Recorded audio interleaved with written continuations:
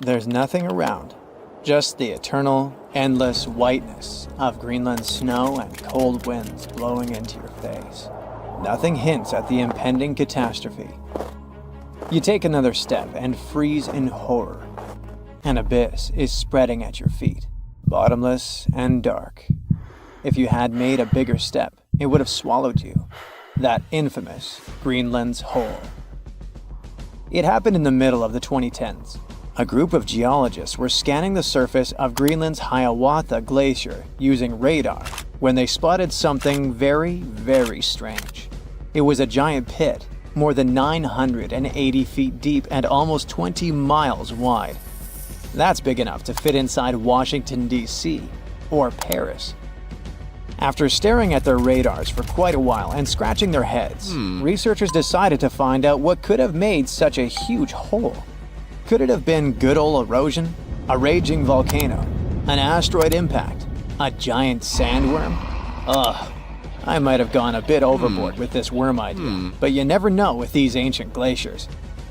Anyway, in our case, one mystery seemed to lead to another, which had been puzzling scientists for decades. And to solve both of them, scientists needed something super common, but at the same time very important: quartz, one of the most abundant materials in Earth's crust. But before we dig deeper into this topic, let's make a small detour and talk about a pretty bizarre phenomenon called the Younger Dryas event. To see what it was like, we need to go deep into the past, as far back as 12,900 to 11,600 years ago. During that period, the planet became much colder, especially in Europe and North America. Now, let's talk a bit more about that weird climate change in the Northern Hemisphere. There are a few theories. One that involves a change in currents in the Atlantic Ocean. Another speaks about something large kicking tons of dust into the air and effectively blocking sunlight. The two most popular and likely hypotheses mention a volcanic eruption and an asteroid impact. Indeed, there was a volcanic eruption on the territory of modern-day Germany at around the right time. But there's also a probability that a space object struck the planet during this period too. And now let's get back to the hole scientists found in Greenland. When NASA's Ice Bridge program and Germany's Alfred Wegener Institute discovered it, it seemed they had finally found the reason for the Younger Dryas event.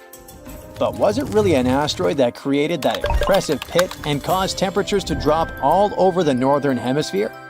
To test this theory, the researchers needed quartz. The thing is, in its pure form, quartz has a very simple structure. It's made from interlocking silicon-oxygen tetrahedra. Efficient and so pretty. Just look at these six-sided prismatic crystals. Since its structure is so simple and the components are so common, you can find quartz almost in any rock on the planet. At one point, magic happens.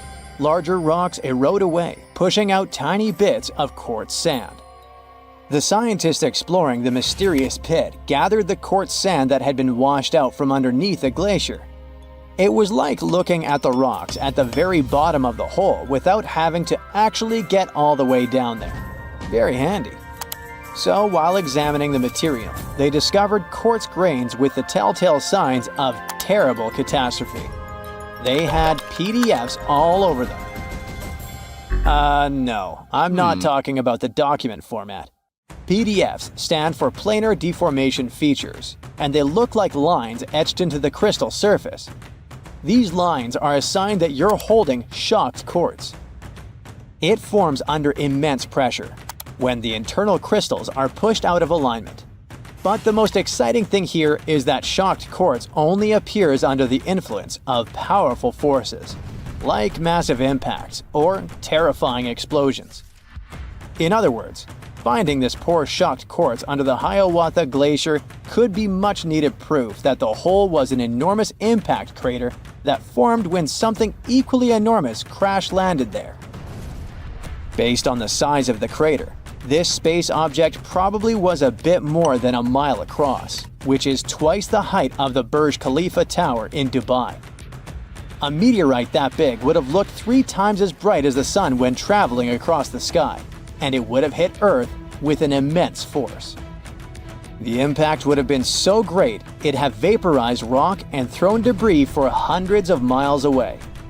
The sky would have filled with dust. It would have dimmed the sun and led to a temperature drop all over the planet. And guess what?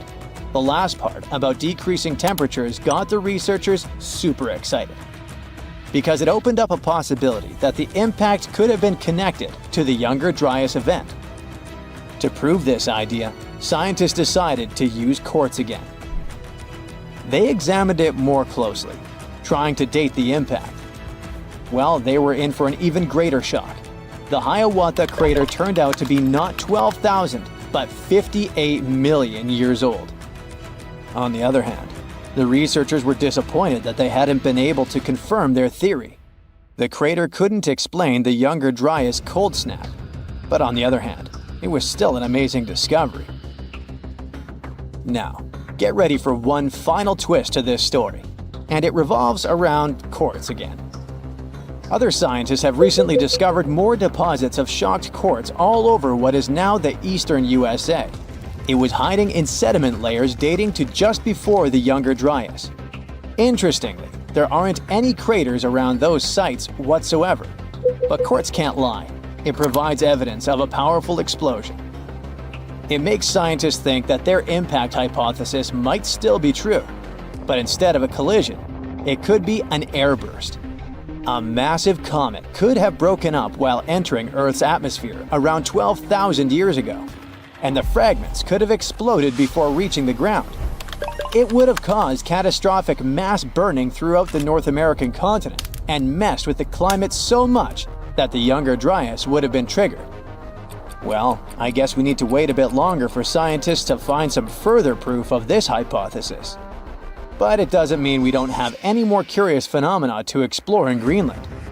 Take these fascinating holes. They sure are kinda smaller than the monster we were talking about. They're called moulins, and they carry surface meltwater all the way down to the base of the Greenland ice sheet. And they have prepared some surprises for us too. Apparently, they're way larger than we previously thought. That's what a recent study based on observation and first-hand exploration claims. Even more interesting, this high volume might influence the stability of the ginormous ice sheet in question, as well as the speed at which it's sliding towards the sea. Researchers think that increased water depth and pressure inside moulins might lubricate the base of the ice sheet, making it move faster. You know, the way an ice cube slides more easily on a thin film of melted water. Until recently, we knew too little about the real size of moulins and how much water they can hold. But now, we know that moulins can be giant. The team made 2 trips to the Greenland ice sheet in 2018 and 2019. And during each of them, they used ropes and climbing equipment to drop around 330 feet into 2 separate moulins, almost touching the water's surface. Those who did it described the experience as intimidating. Picture this. Your back is over the edge. All you see is bluish ice going down and blurring into blackness. And the only thing you hear is occasional sounds of crashing ice. It must be extremely unnerving.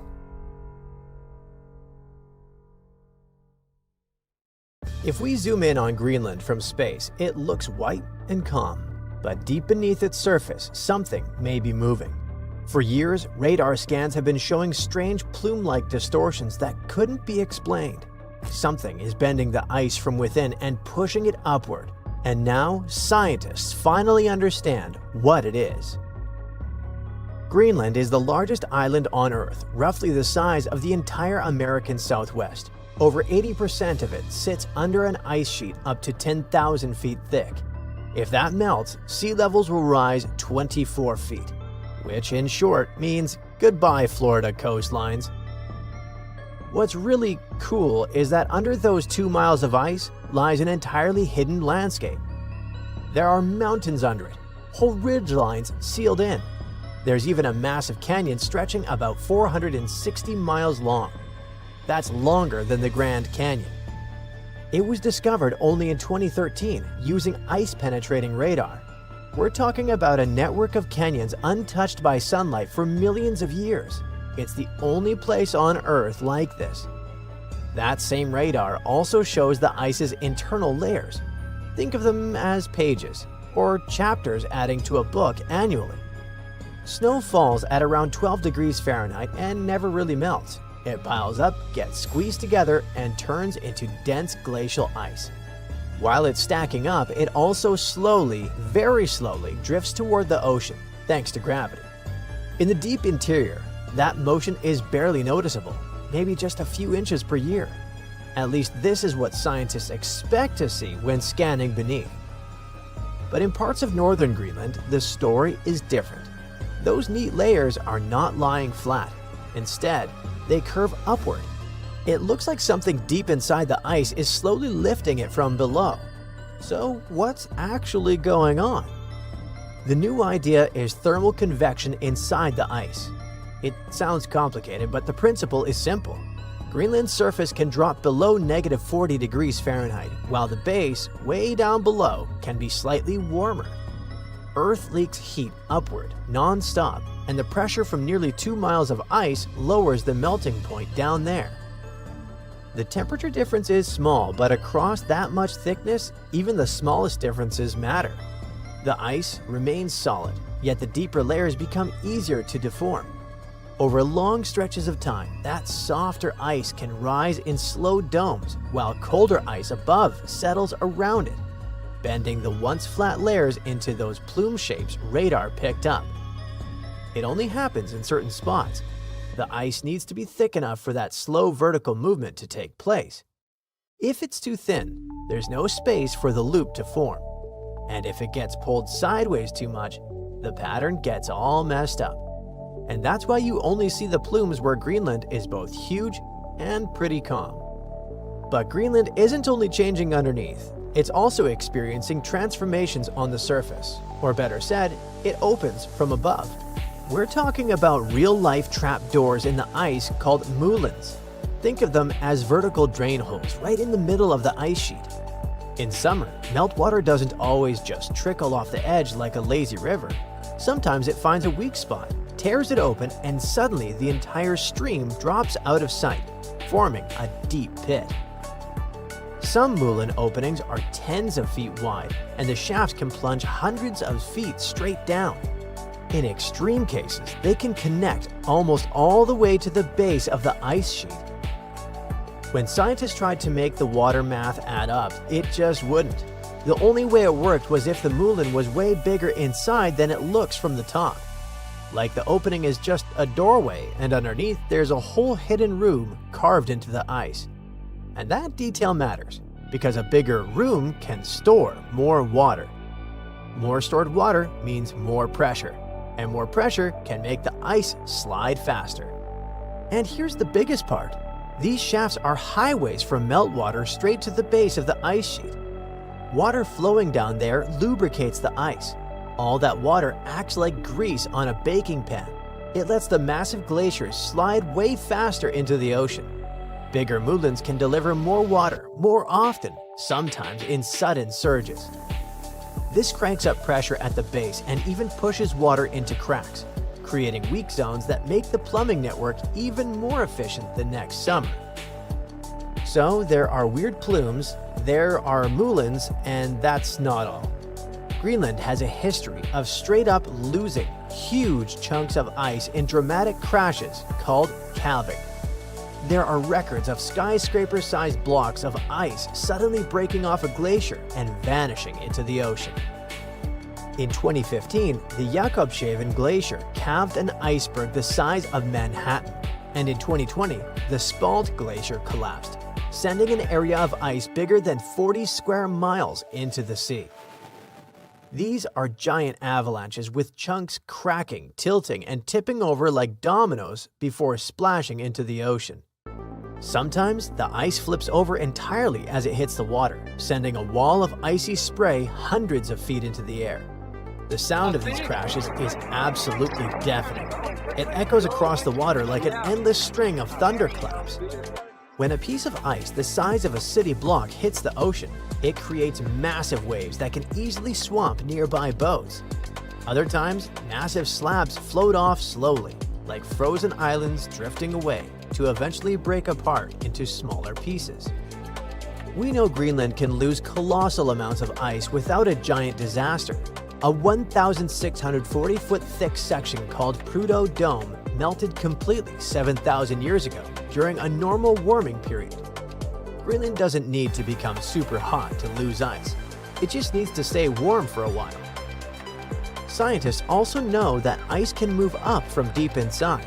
Water can cut down through the ice, and the rocks below show that Greenland has lost big ice domes before. Perhaps the best proof, okay, maybe not the best, but certainly the cutest one, that Greenland is going through various changes is the behavior of these creatures. They might look cute to us, but they are actually very dangerous to their prey. Orcas are killer whales. They are black and white torpedo lookalikes with a dorsal fin resembling something that belongs to a Pixar movie villain. The thing is, they hunt in coordinated family groups, and they're actually smart enough to plan. They sit at the very top of the food chain. So what's going on is that orcas don't really like heavy sea ice, not because they're scared, but because it's a trap. Ice can block breathing holes or mess up their hunting, or maybe it just makes it harder to move around. So for a long time, thick ice acted like a natural fence that kept them out of certain areas near Greenland. Now that fence isn't as reliable. As the ocean around Greenland stays open for longer stretches, prey can spread into areas that used to be locked up, and orcas can follow. Animals that usually rely on the ice for a safe hiding spot suddenly find themselves completely exposed. The newly melted water basically turns into an all-you-can-eat buffet for the incoming whales. The bottom line? Orcas are reacting to the new layout. It's like watching a new boss character enter a level that used to be sealed off.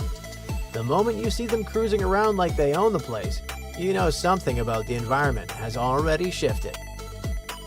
In the past few decades, Greenland has been losing ice faster than it used to, and all of that ends up in the ocean. So this isn't just a cool mystery about weird radar shapes. Sea level forecasts rely on predicting how ice behaves. If miles-deep ice acts like bubbling putty, hides massive subterranean water rooms, and shifts local wildlife, the old predictions fly out the window. Greenland is a living system holding enough water to sink Florida, making every new discovery a very big deal. The brand new NASA radar found something strange under thick layers of ice in northwestern Greenland. It wasn't a natural geological formation for sure. By comparing the newly generated radar maps with old construction blueprints, the NASA team realized they had just accidentally rediscovered Camp Century, a forgotten settlement buried completely under the ice. The U.S. Army built this subterranean complex as a highly secret and hidden scientific research project in 1959. It was known as the City Under the Ice, literally operating like one. The complex featured a massive network of tunnels with a hospital, a theater, church, and even a grocery shop. The city was incredibly advanced for its time, powered entirely by its own small nuclear reactor. But the engineers underestimated the unforgiving power of Greenland's geography. Just a few years later, in 1964, the shifting ice crushed the facilities. The project remained highly classified until 1997, and the frozen city was mostly forgotten by the world. Why did NASA's recent discovery suddenly light up the red light alarm? When Camp Century was abandoned, the military left it literally untouched. They didn't clean the area properly. The frozen base still contains a terrifying amount of chemical, biological, and radioactive waste generated by the camp's reactor and daily operations. Back in the 1960s, scientists assumed the freezing temperatures and thick ice would keep this toxic time capsule safely hidden forever. To fully understand the true scale of this ticking bomb, let's take a look at the numbers. We're not talking here about a few forgotten barrels or trash bins. Reports suggest that currently, under the ice, there are over 200,000 liters of diesel fuel, industrial chemicals, and millions of gallons of biological sewage. It's a vast, frozen, toxic landfill. just above the Arctic ecosystem we know. Nowadays, our planet is changing the rules. Massive ice sheets continue to melt at a staggering rate, causing the unveiling of this forgotten dump of hazardous waste. Scientists still don't know if it will stay contained or if it will eventually be exposed from the ice. We can assume that this toxic cocktail can trigger a devastating environmental disaster, as the thick bedrock of Greenland isn't just hiding the past anymore. Nearly 12,900 years ago, hey, I wasn't around then, but something happened that pushed the northern hemisphere back toward the Ice Age. For years, scientists thought the cause was a huge asteroid, but new research points to something that was here on Earth all along. A volcano hidden beneath ice or underwater that, instead of melting the ice, did the opposite and made Greenland even colder. Scientists call this abrupt deep freeze the Younger Dryas. Despite how it feels with those unbearable summer heat waves around the world, Earth is still technically in an ice age. Earth's orbit and axis go through all kinds of tilting and wobbling, which is why we swing between colder glacial and warmer interglacial periods. Right now, we're in an interglacial period, named the Holocene. But before civilizations could really grow crops and enjoy summer, they had to endure this unexpected freeze that lasted for about 1,300 years. Evidence from Greenland suggests this change happened within just a few decades. Temperatures dropped by more than 27 degrees Fahrenheit, winds got stronger, and the entire North Atlantic started acting like someone turned the freezer up a few notches. In Europe's sediments, the plant record flipped back to cold climate tundra. That shift even brought back a tough little Arctic flower, Dryas, in the middle of Europe, and that's what this sudden, teeth-chattering cold spell was named after. But why the unexpected brrr? The clue comes from deep inside the Greenland ice sheet. All that endless ice is like the Earth's hard drive, with all the events sorted in order. When it snows in Greenland, the snow doesn't really melt away. Instead, more snow just keeps piling up on top of it each year. Over time, all that weight squashes the layers beneath, turning them into ice. This process captures tiny air bubbles that hold bits of the atmosphere. Basically, the frost keeps a snapshot of whatever was happening in the sky at that time. For example, if there was a big forest fire in Canada 5,000 years ago, the smoke and soot would drift over to Greenland and settle on the snow. If a big asteroid impact really happened around then, you'd expect its chemical traces to show up in the ice layers from that time. Now, to access this data, scientists use massive hollow drills. They drill deep into the ice and pull up long cylinders called ice cores. And because Greenland's ice is nearly 2 miles thick, those cores can preserve a ridiculously long climate record, allowing scientists to examine ice that's over 100,000 years old. By examining ice cores from that period, researchers found a sudden spike in platinum. This element is super rare near Earth's surface, but it's much more common in meteorites and asteroids. That's why theories were pointing to something huge from space. But how could an asteroid cause climate change? Well, basically, it works like this. Let's say a giant rock slams into an ice sheet. The impact blasts dust, ash, and all kinds of particles high into the sky, way above the clouds.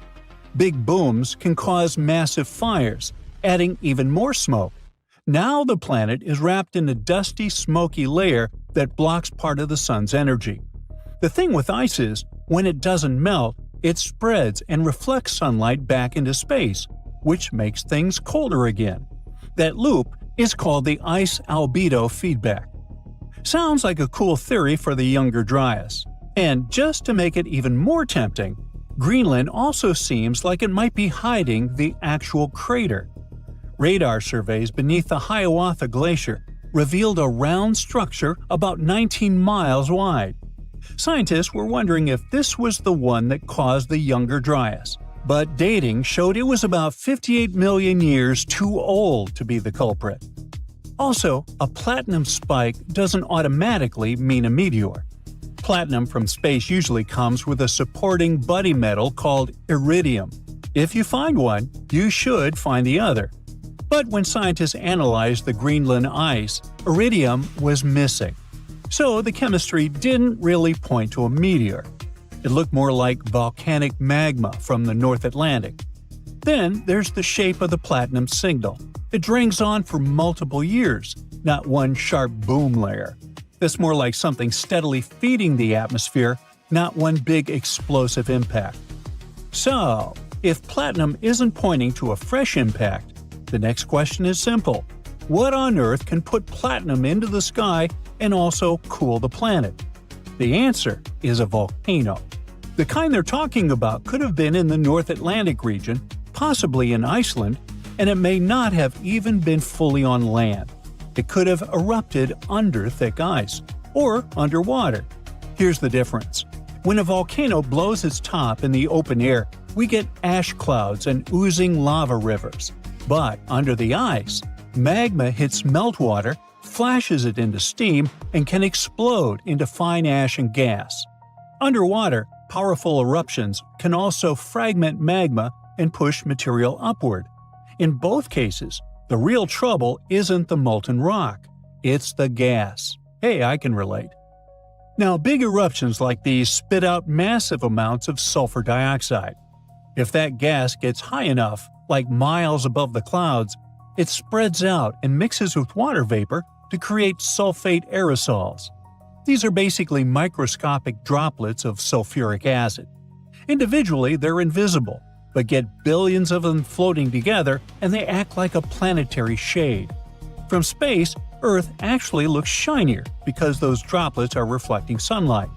But down here on the ground, it's like looking at the sun through a thin, silvery veil.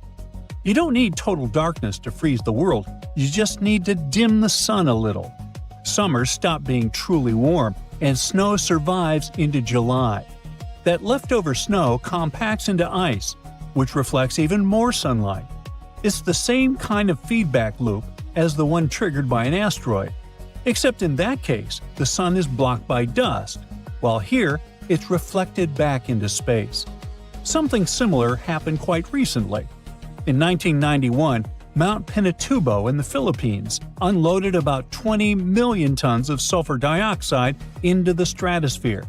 It wrapped Earth in a thin veil, and global temperatures dipped by about 1 degree Fahrenheit for about 2 years. Just imagine the scale of the eruption if Greenland's temperatures had dropped by more than 27 degrees Fahrenheit and stayed that cold for 1,200 years. But here's an interesting question. Could it be neither? Not a climate-changing asteroid, nor a hidden volcano. There's a third suspect that's much quieter, but just as dangerous. Fresh water. One leading theory is that the world warmed up and a massive glacial lake in North America, often linked to Lake Agassiz, suddenly drained or rerouted, dumping an absurd amount, like quadrillions of gallons, of fresh water into the North Atlantic system. That fresh water diluted the surface ocean in regions where dense, salty water normally sinks and helps drive large-scale Atlantic circulation. When that sinking weakens, the overall circulation slows down and less ocean heat reaches the North Atlantic.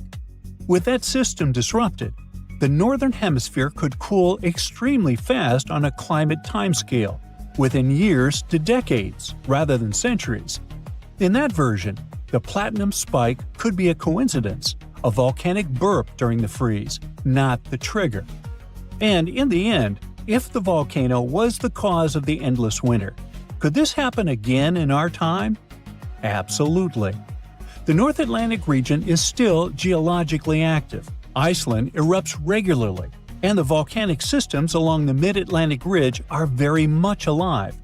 But it wouldn't be a jump scare out of nowhere. Even volcanoes buried under the ice usually give warnings, like earthquakes. If heat builds down there, it can melt large volumes of ice from below before anyone sees ash in the sky. On the other hand, it wouldn't need to be a planet-destroying eruption. A moderate blast that injects sulfur high into the stratosphere could dim sunlight for a couple of years, just like Pinatubo did. that does not mean a new ice age will start the day after. Today's climate background is very different from 12,800 years ago, but the mechanism is real. The atmosphere can still be nudged, and sometimes all it takes is a hidden eruption. Giant vase-like sponges, otherworldly jellyfish, segmented worms covered with bristles, and large octopuses are the newest Antarctica discovery. Scientists found them after a giant iceberg had broken away, and it turned out to be a treasury of ancient life under ice. In January 2025, a huge iceberg the size of Chicago, called A84, broke off from Antarctica's George VI ice shelf, which is a large ice shelf about 280 miles long, 12 to 43 miles wide, and around 820 feet thick. In the summer, which lasts from November to late February, the ice shelf melts at the surface, and meltwater ribbon lakes form. They're elongated and ribbon-like. That's how they got their name. Anyway, when the iceberg floated away, it left part of the ocean floor wide open, and it was a spot no one had ever seen before. Scientists on the research ship Falkor 2 were nearby in the Bellingshausen Sea. As soon as they heard about the iceberg, they immediately changed their plans. They understood that it was a super rare chance to check out something unknown and amazing, like lifting a rock in the forest to see what's hiding underneath. The researchers used an underwater robot named Sebastian and explored the deep sea for 8 days. They went as deep as over 4,200 feet. Down there, they found a hidden ecosystem. There were big corals and sponges literally packed with sea animals. A whole world under the ice. The researchers thought they'd find some life down there, but they didn't expect to see so much. And this underwater ancient life wasn't just surviving, it had been thriving in that harsh, icy place for a really long time. Anemones that looked like fluffy little trees, sea spiders, ice fish, octopuses. The research was live streamed to scientists from all over the world, and those live streams are actually in open access. The coolest thing was that some discovered creatures seemed to be new species. Yes, there are probably new species in Antarctica in 2025, and some might only live in this region. That's because Antarctica isn't just really far away. It's been cut off from the rest of the world for millions of years. The Antarctic circumpolar current surrounds it, like a big water moat surrounding a castle. But even if it turns out that those species are not new, the scientists have still found snails, worms with bristles, crustaceans, like tiny crabs and shrimp, and a species of the phantom jellyfish. Those are super rare and look otherworldly. Their official name is too complicated, so let's just call them the giant phantom jelly. This jellyfish is huge. Its bell, the round umbrella part on top, can be more than 3 feet wide. It has 4 long arms that trail behind it. Each one as long as 33 feet, about as long as a school bus. Scientists first caught one way back in 1899, but it took them 60 years to realize it was a totally new kind of jellyfish. The phantom jellyfish has a see-through purplish body that looks kind of ghostly. Instead of normal jellyfish tentacles, it has these ribbon-like arms that help it catch food and pull it into its mouth right in the middle. Even though jellyfish don't have brains like we do, researchers watching the giant phantom jelly noticed something surprising. The otherworldly creature seemed to move its arms very carefully and with control, especially when swimming through tight spaces on the seafloor. It looked like it was being very cautious and deliberate. Ugh, creepy. Another sentient being? Jellyfish have a simple nerve net instead of a brain, which helps them sense the world around them. But the way this phantom jelly moved made scientists think it might be smarter or more coordinated than other jellyfish. Studying it can help scientists learn how animals without brains still manage to explore and survive in tricky places underwater. Another cool find was little worms called bristleworms. Scientists call them polychaetes. But let's stick with bristleworms because it kinda sounds fun. Lots of different kinds of them live in super cold, deep parts of the ocean. Bristleworms have bodies made of many segments, and they have tiny little bristles all along their sides. These bristles help them move around, feel what's near them, and even protect themselves from danger. One cool example is the Antarctic scaleworm. It's a type of bristleworm that lives in really cold, deep waters and has shiny, golden bristles that make it look pretty fancy. During Antarctic deep-sea exploration, the team also found giant sponges shaped like vases. Usually, sponges grow very slowly. So to get that huge, they must have been growing there for a really long time, maybe even hundreds of years. Their size shows that the deep-sea animals living around them didn't just move in recently. Those sea creatures have been there for decades and managed to form thriving communities under the ice. So, it really was ancient life hiding under all that ice. And that surprised scientists a lot. In older studies, people used to drop cameras through holes in the ice or visit iceberg areas long after the ice had broken off to explore hidden ecosystems. Back then, they mostly saw bare, empty seafloor with just a few living things. But this time, the team arrived just weeks after the giant iceberg broke away, and they got to see what was hiding right underneath it. The first 9 miles behind the ice shelf can hide rich and busy ecosystems. The area is dark, cold, and hidden for ages, and still, all kinds of creatures live there. This shows that life can survive in places that seem too harsh or frozen for anything to live. On the other hand, finding all this life down there isn't super surprising. Lots of animals live in dark, cold places underwater, so it makes sense that they'd be under the ice shelf too. The ice kind of hides them and keeps them safe from anything going on above. But what's weird is how many different kinds of creatures live there, even though it used to be a really closed-off space. It actually looks a lot like the seabed in parts of Antarctica that don't have ice on top. How can that be? Usually, tiny plants called phytoplankton grow near the surface where sunlight hits. Little shrimp-like animals called krill eat those plants at night. When krill get full, they sink down and bring food and nutrients to the ocean floor. Even their waste helps feed the deep-sea creatures. But if there's a huge ice cap above, sunlight can't get through, so no plants can grow there and no krill bring food down that way. Scientists thought this would mean less food and fewer animals down there, but they found a lot of life anyway.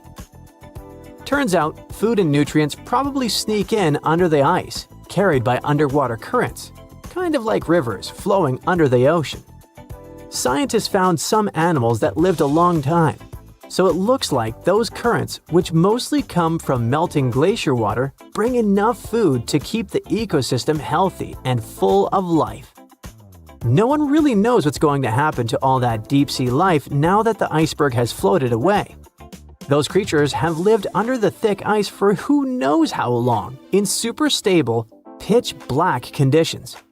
Obviously, they're not exactly fans of change, so losing that icy roof might totally mess with their whole setup. One of the scientists mentioned that the ice shelf the iceberg came from has been creeping backward, like 25 miles over the last 50 years. That's a part of a bigger pattern. Antarctica's ice is melting faster and faster, which pushes sea levels up around the world. That's why this Antarctica discovery matters.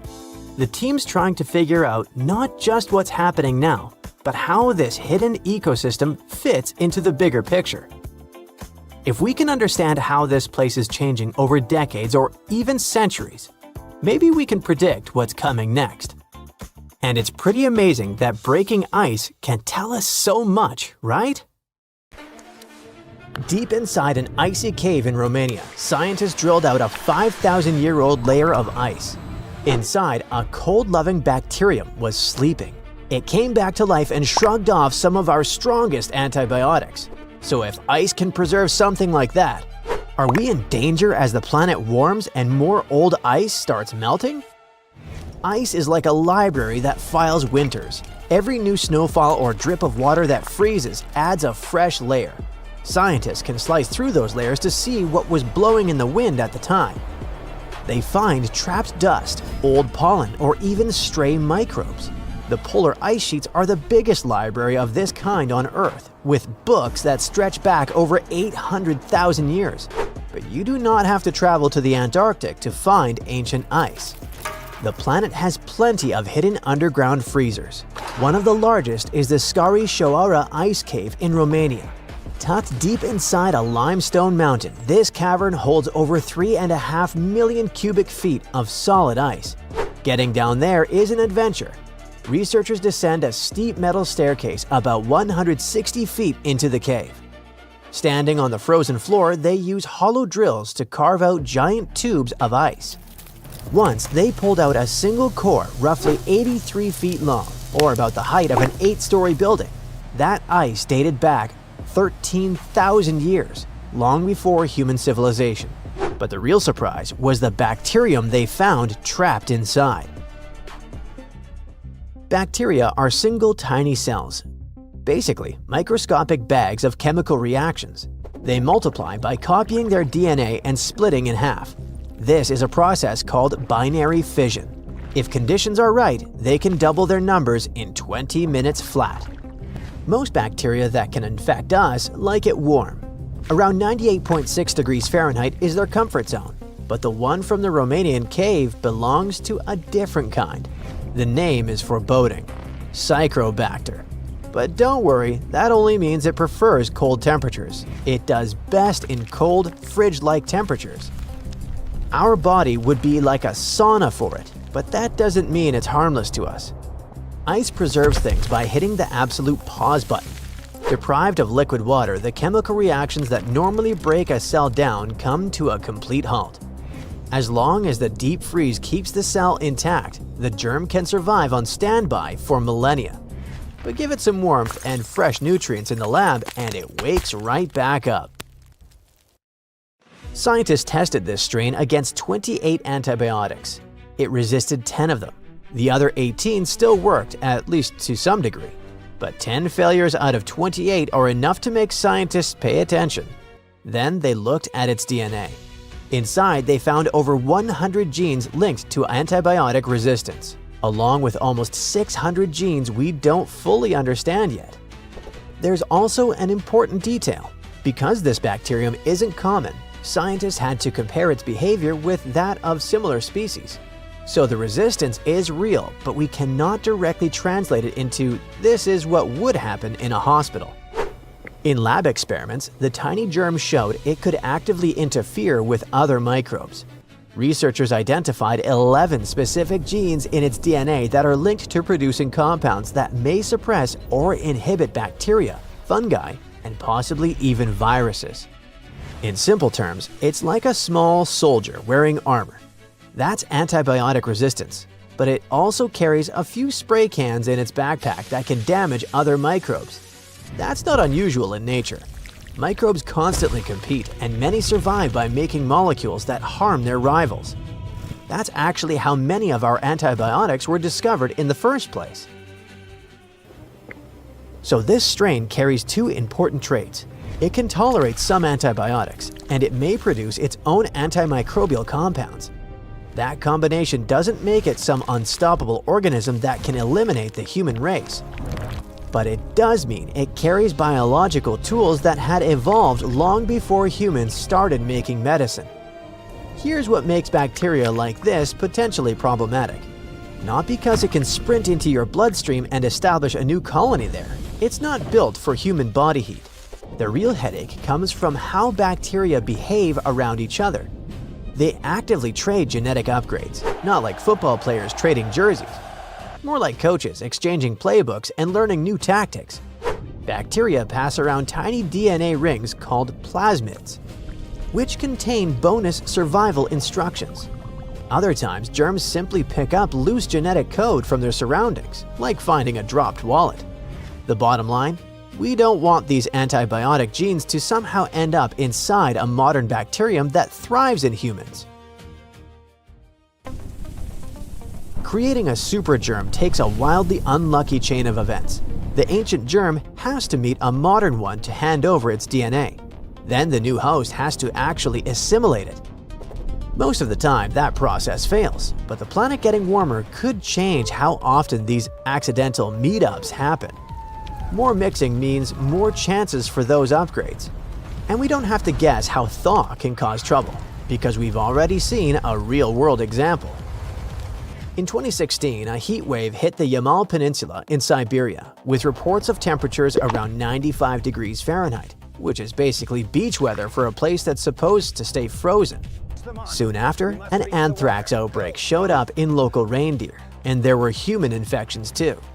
Anthrax is a disease caused by a bacterium called Bacillus anthracis. This bacterium has a survival trick.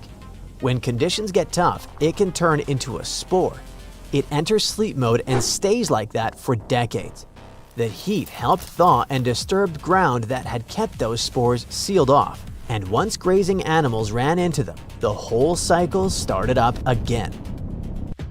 But bacteria aren't the only microbes that cold can preserve. Viruses can make it through too. Scientists have actually pulled ancient giant viruses out of Siberian permafrost. They earned that name for a very literal reason. Normal viruses are so incredibly tiny that you need a highly advanced electron microscope just to see a blurry outline. Giant viruses are huge in comparison. They are physically larger than some bacteria. You could easily spot them using a basic high school microscope, and after 30,000 years inside a cube of ice, researchers successfully revived them. The viruses immediately invaded living cells and started making copies of themselves. To play it safe, the team used simple amoebas as test dummies instead of human cells. But if this can be done with a virus so old, could there be other viruses in permafrost?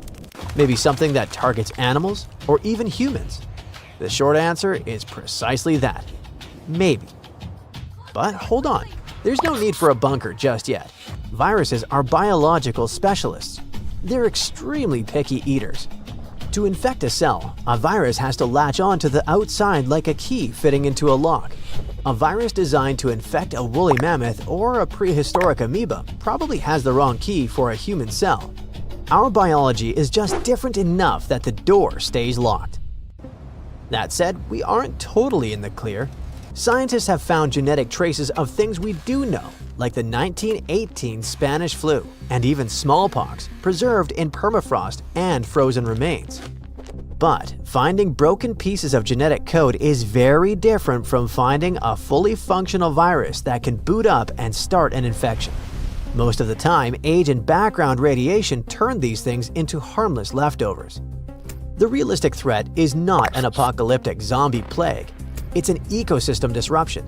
If massive amounts of ancient microbes flood the ocean, they might mess up the bottom of the food chain, knock out a specific plankton, and starving fish create a ripple effect that hits bigger animals. Melting ice is a slow-motion issue that plays out over centuries. Science and medicine are wide awake and watching. Humanity already has plenty of daily troubles, so prehistoric germs belong near the bottom of your worry list.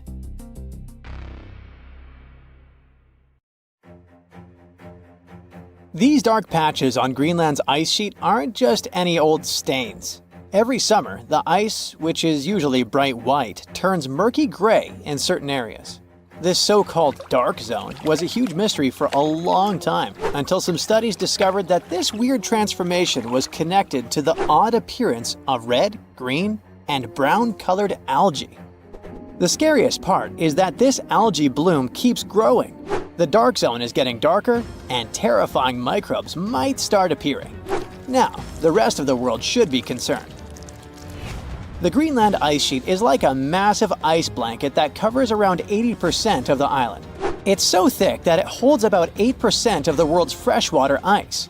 For most of the year, the ice looks like a giant untouched white sheet stretching over the land. But when summer rolls around and temperatures start to rise, things begin to change. The ice melts, revealing rocky areas along the coast. And as you move further inland, that once smooth white ice becomes darker.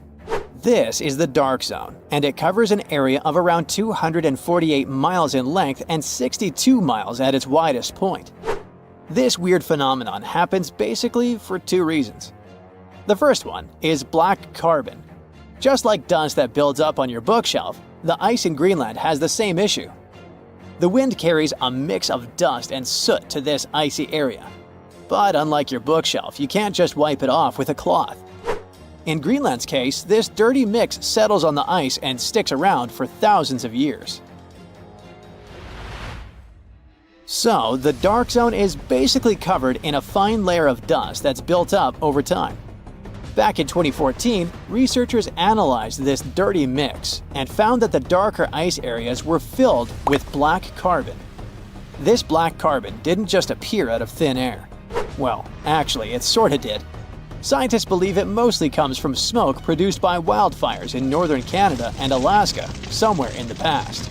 As you might guess, black carbon is black, which is why it makes the ice look darker.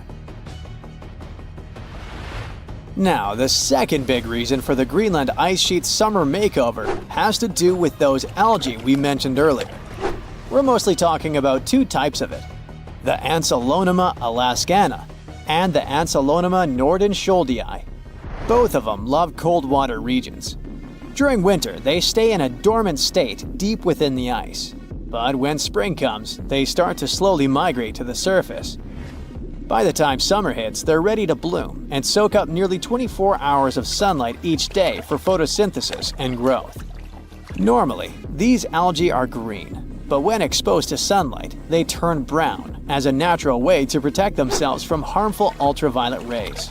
And this color change is also what makes the ice in Greenland look darker. So far, this has been normal behavior. What's really alarming is that these algae blooms are getting bigger and bigger every year. This happens because they thrive on phosphorus, a nutrient that's plentiful out there and comes from a mineral called hydroxylapatite. This mineral is found in a type of rock that breaks down into tiny dust particles, which are then blown across the ice by the wind. As the climate gets warmer, the rocks dry out more, and stronger winds carry more dust. More dust means more phosphorus, leading to more algae growth. See? It is a cycle, and it keeps getting worse every year. Studying this is crucial to understanding why the dark zone keeps getting bigger. From the year 2000 to 2012, its size increased by 12%. But you might be wondering, why should we care? After all, it's just ice getting darker, right? Well, not exactly. Think about how you can't stand wearing black clothes on a hot, sunny day. They soak up the heat and make you feel even hotter. That's because darker surfaces absorb more sunlight. The same thing happens to ice. Together, dust, black carbon, and algae blooms are responsible for about 70% of the variability in albedo on the Greenland ice sheet. Albedo is just a fancy word for how reflective a surface is. If you take two surfaces, one white and shiny and the other dark and rough, the white one will reflect a lot of light and heat, giving it a high albedo. The dark one, on the other hand, will absorb more light and heat, so it has a low albedo. During the summer, the Greenland ice sheet experiences a reduction in albedo.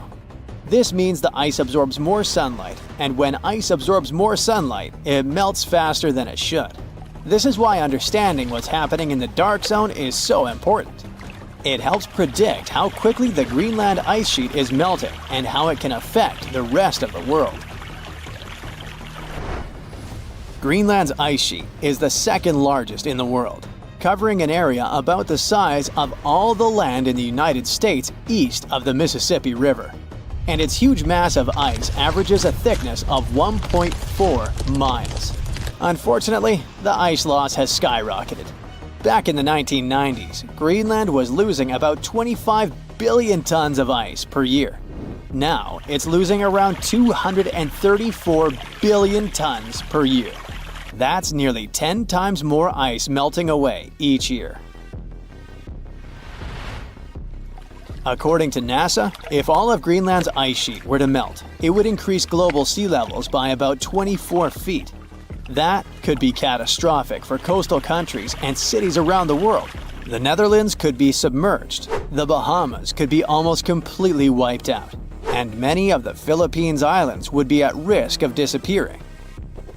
All of this may seem like a distant reality, and it is true that most scientists believe it would take several hundred or even thousands of years for the ice sheet to melt completely. But it is important to know that Greenland didn't always have this thick layer of ice. Very recently, researchers took a close look at some sediment from the bottom of a 2-mile deep ice core extracted from the center of Greenland. They found that the soil had traces of willow wood, insect parts, fungi, and even poppy seeds. So these fossils are the first direct evidence that Greenland's ice sheet melted away in the recent geological past, around 400,000 years ago. At that time, Greenland was home to a green tundra landscape with insects and plants. This discovery is both fascinating and scary because it shows that the ice sheet collapsed before and might be more fragile than scientists originally thought. There is another concern too. A recent research collected meltwater from different spots on the Greenland ice sheet and found that the water samples were packed with hundreds and thousands of microbes. The concern is that they could be released into the ocean in the future. And some studies already suggest that areas near where a lot of glacial meltwater flows have a higher risk of viruses jumping to new hosts, like from animals to humans. Even though experts believe the chance of a doomsday virus coming from the glaciers is very small, it's still not zero. The truth is, we don't know much about the thousands of microbial species living on the surface of the ice, and there is simply not enough data to fully understand how dangerous these organisms might be. All of this might sound concerning, but we shouldn't panic just yet. There's still a lot we don't understand about what is darkening the Greenland ice sheet. We still need more detailed measurements of the relative abundance of dust, algae, and black carbon, as well as a better understanding of how these potentially dangerous microbes could affect our lives. The more we learn, the better we can predict what's going to happen and how we can prepare for it. When you mention your plans to travel to Tristan da Cunha, the chances are your friends won't even know where this remote island is located. No wonder. Tristan da Cunha is considered the most remote inhabited archipelago in the world, with the nearest populated land, St. Helena, around 1,500 miles away. There are only 229 people living on Tristan da Cunha now. In such a close-knit community, everyone is someone's cousin, uncle, or maybe just a friend, but everyone knows each other for sure. There are as few as 10 last names on the island, representing just 10 families. Getting there is quite an adventure. There are no airports on the island, which means your journey will be primarily by sea. Typically, it requires a days-long voyage from South Africa. Only 3 ships regularly service the island, with fewer than a dozen trips each year. Some cruise lines may include it in their itineraries, but travel arrangements must be made well in advance, due to limited berths available on the ship from Cape Town. And you'll also need landing permission. While Tristan doesn't have traditional hotels, there are several guest houses, and you might also have the chance to stay with a local family. They will provide you with a place to sleep, 3 meals a day, and laundry services. 88% of what you pay goes directly to the island family, and only 12% is tax. By the way, the accommodation is surprisingly affordable. It was around £65 for a full board in 2024. Yep, they do use sterling, being a part of overseas British territory. But there's also this local currency called St. Helena Pound, used at parity with sterlings. By the way, it's only been around 80 years since the island started using actual money. In 1942, the naval station began paying cash wages, and it helped Tristan Islanders to move from a barter economy to a cash-based system, and allowed them the novelty of making their first cash purchases.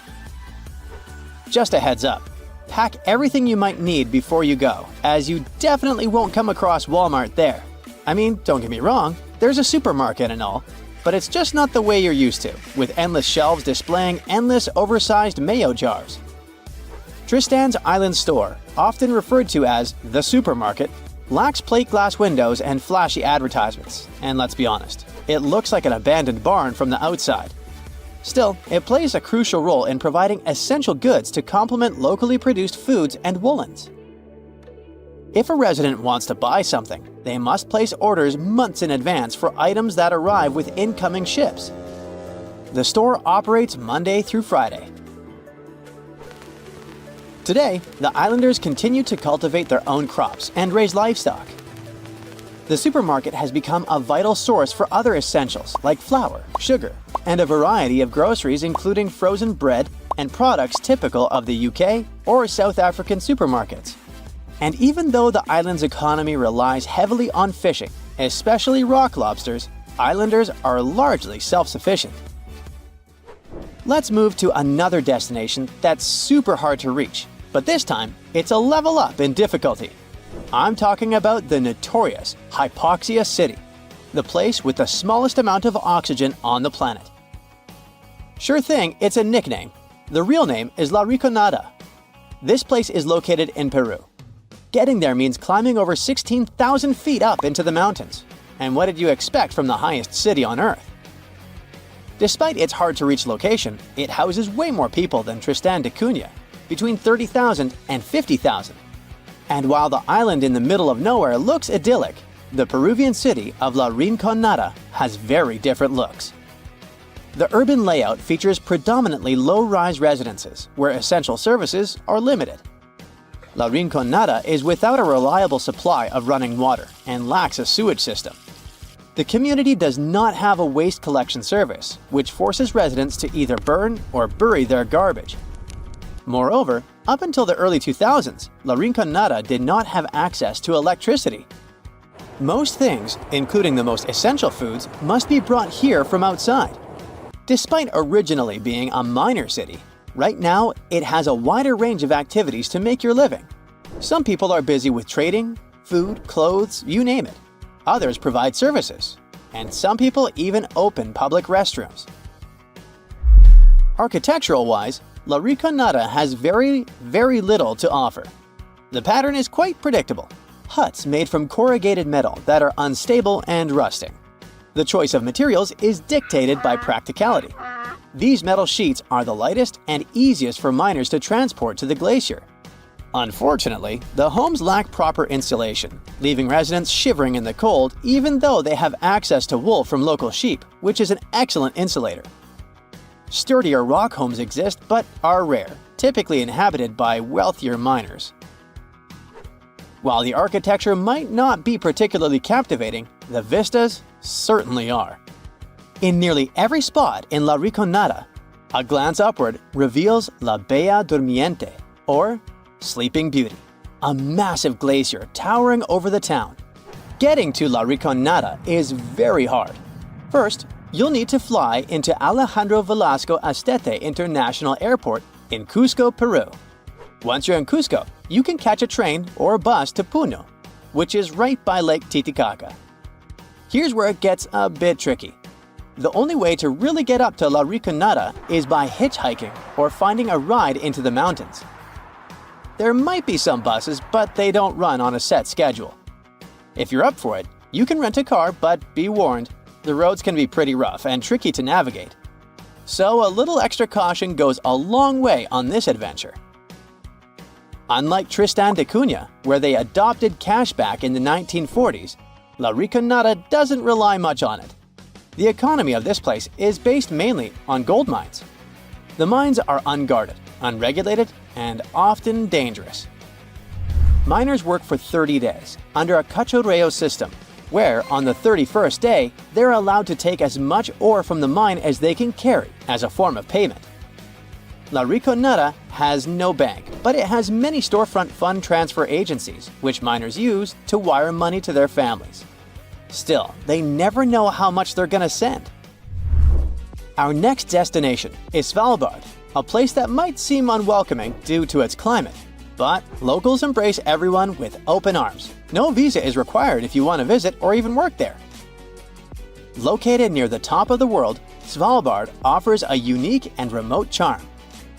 The capital, Longyearbyen, is home to a fascinatingly diverse community with over 50 nationalities represented among its 2,400 residents. You might even spot a polar bear wandering into town on occasion. The living space is compact. There's just one grocery store, and the streets are numbered instead of named, adding to the town's distinctive feel. Longyearbyen also boasts a university center with around 300 students. Interestingly, every student must learn to use firearms for safety in the surrounding wilderness. Originally, it was founded as a mining town, just like La Riconada, but the focus has shifted mainly to tourism. However, a quirky tradition remains from its mining days. Visitors and residents alike take off their shoes when entering hotels and restaurants, a practice born out of the need to keep coal dust at bay.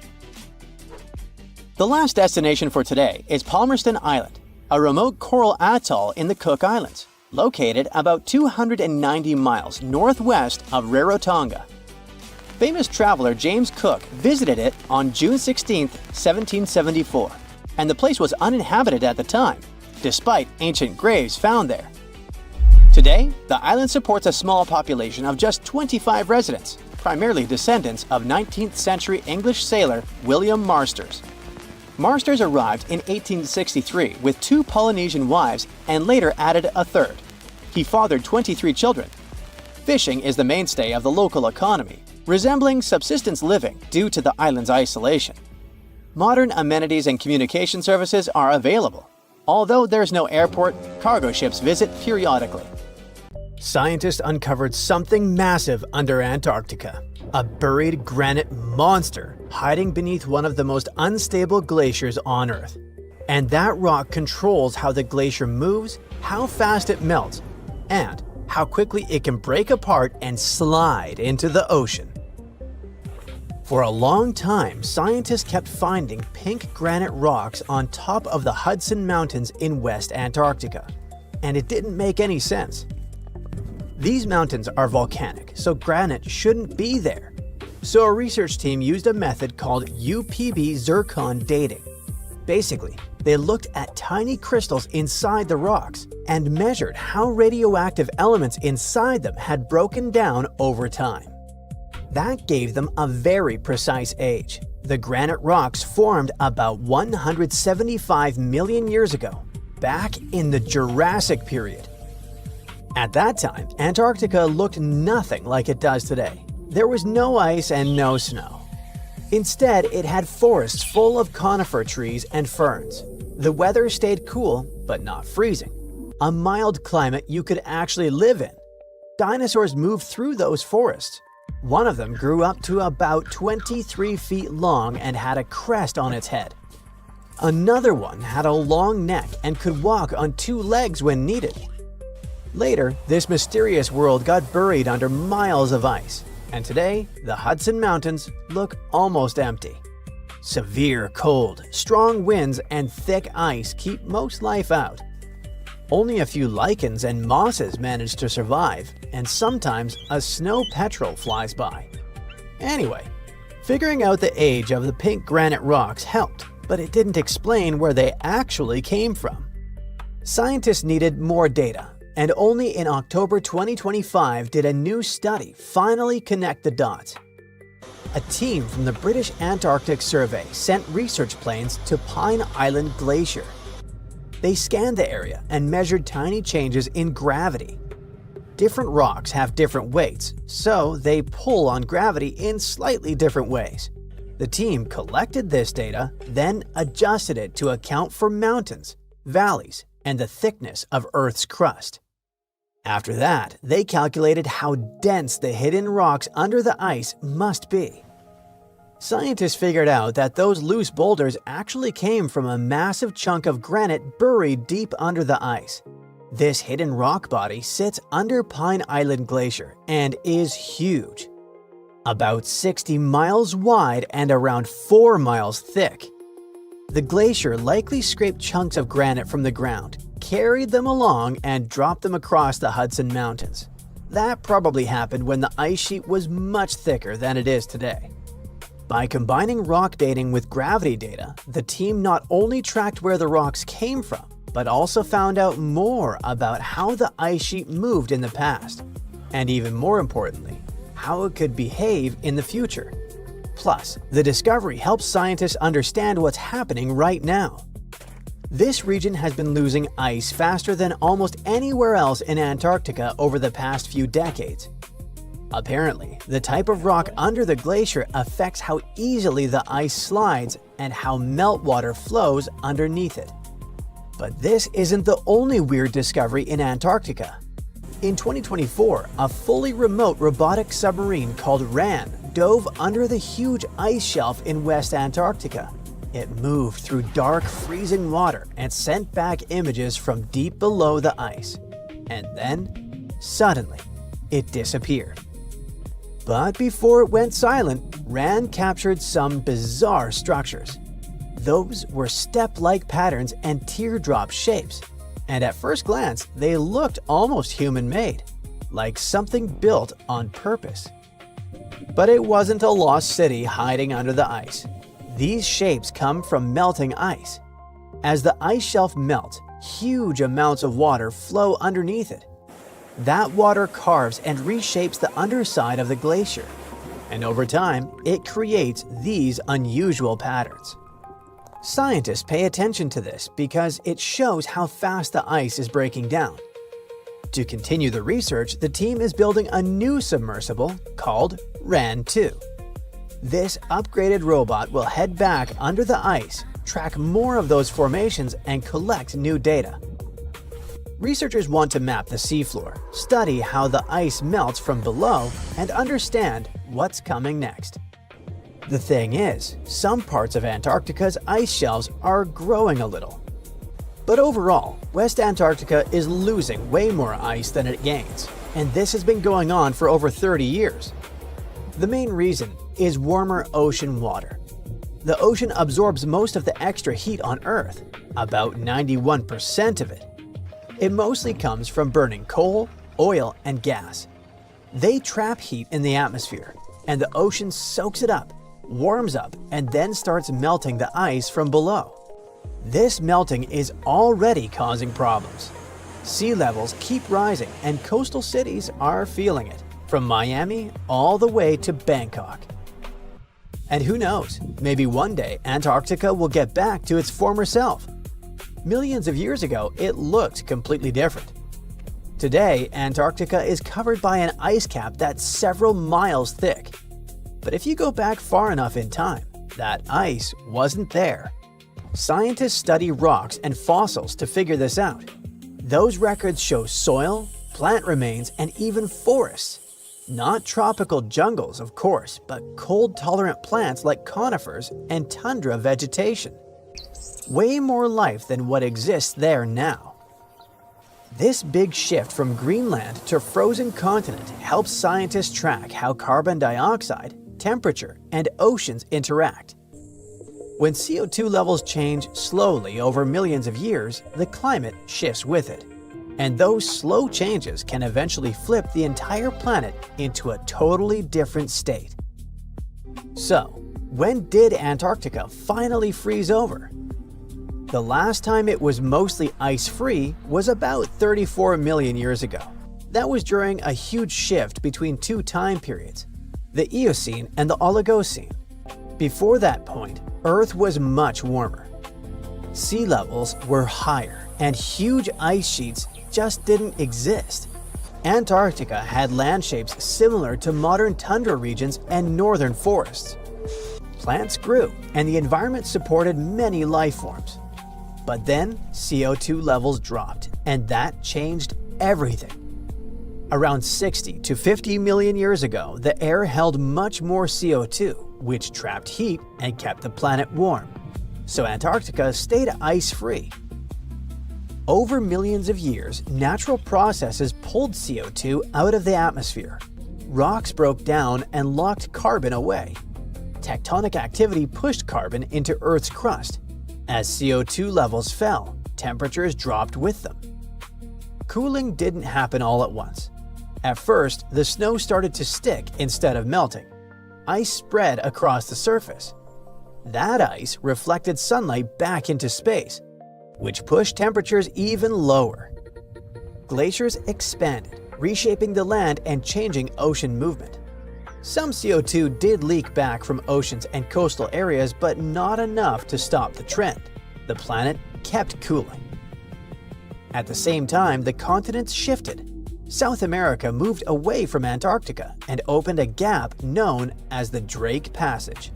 Water began to flow all the way around the continent. This created a strong current that circled Antarctica non-stop. It blocked warm ocean water from reaching the continent. It also reduced the flow of warm, moist air. This isolation kept Antarctica cold. Ice built up faster and stayed in place, and the ocean current acted like a wall, sealing the freeze and maintaining low temperatures. This whole change means that Earth's climate isn't fixed. It can shift, given enough time and the right conditions. Antarctica could lose its ice again, but that wouldn't be a quick process. In the past, very high CO2 levels removed ice from the poles. Today, human activity is increasing CO2 again, which warms the planet. Still, a complete melt would take a very long time, thousands of years. And still, even partial melting already has serious consequences. Sea levels rise, flooding coastal regions and changing ocean systems. We can see a clear pattern. Slow changes in CO2 can lead to massive shifts in climate. Consider Lake Enigma. What a fitting name. It's already strange enough because it's not even supposed to exist. But now, we stumbled upon actual life deep beneath it. And this just might help NASA in their search for life in outer space. The lake lies deep in the icy heart of Antarctica, so it's not really a water pool like we're used to, more like a lake-like block of ice, or so we thought. Just recently, Italian scientists discovered a secret that had been buried for ages, an actual body of water, and in this water, life is thriving.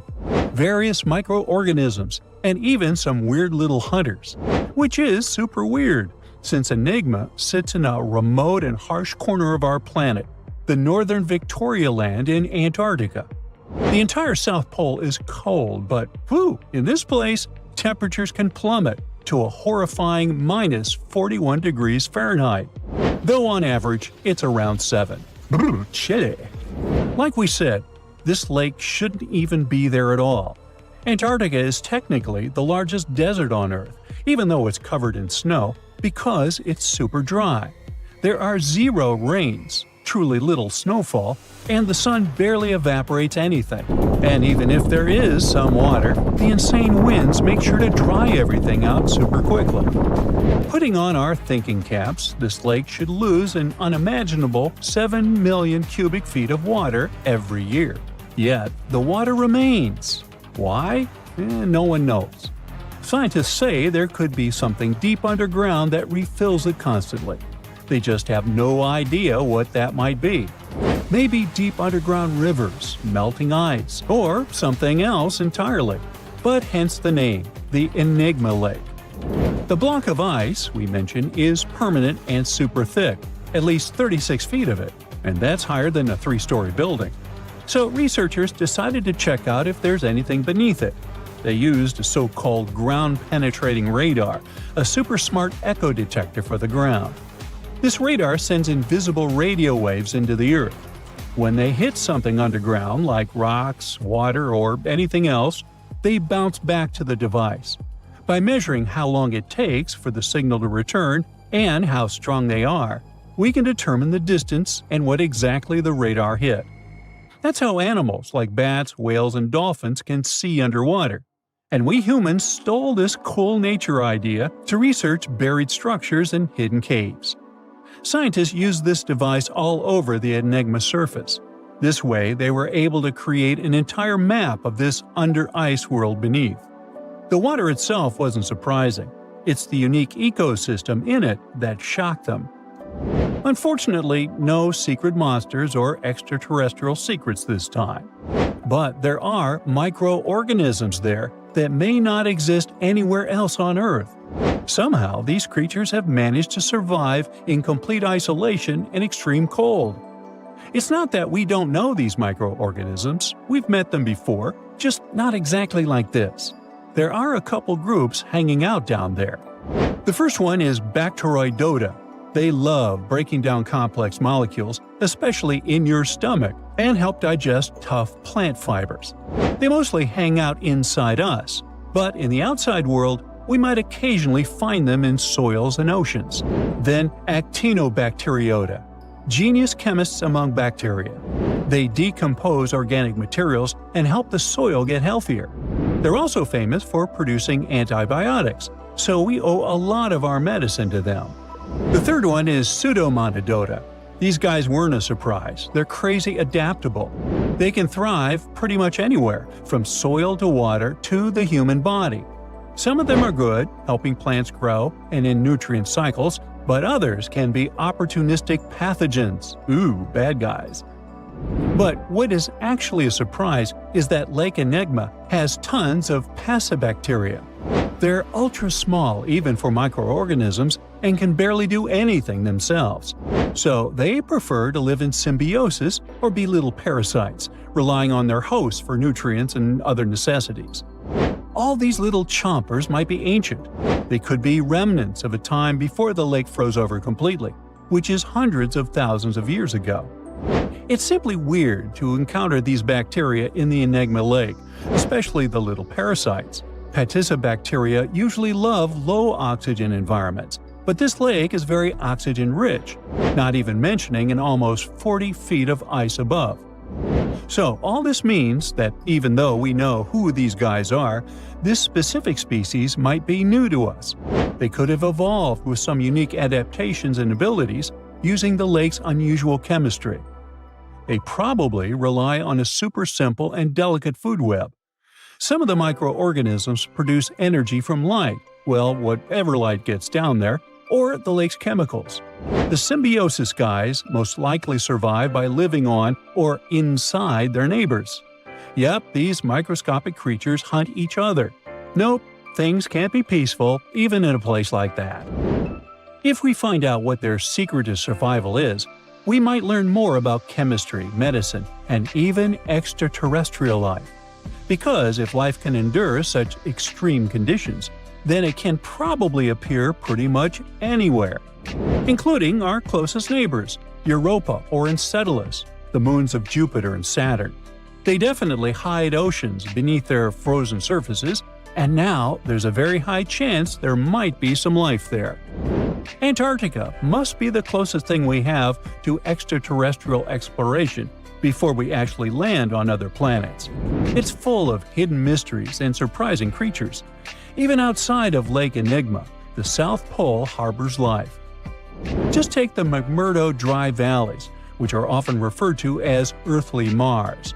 These are among the most mysterious and extreme places on our planet.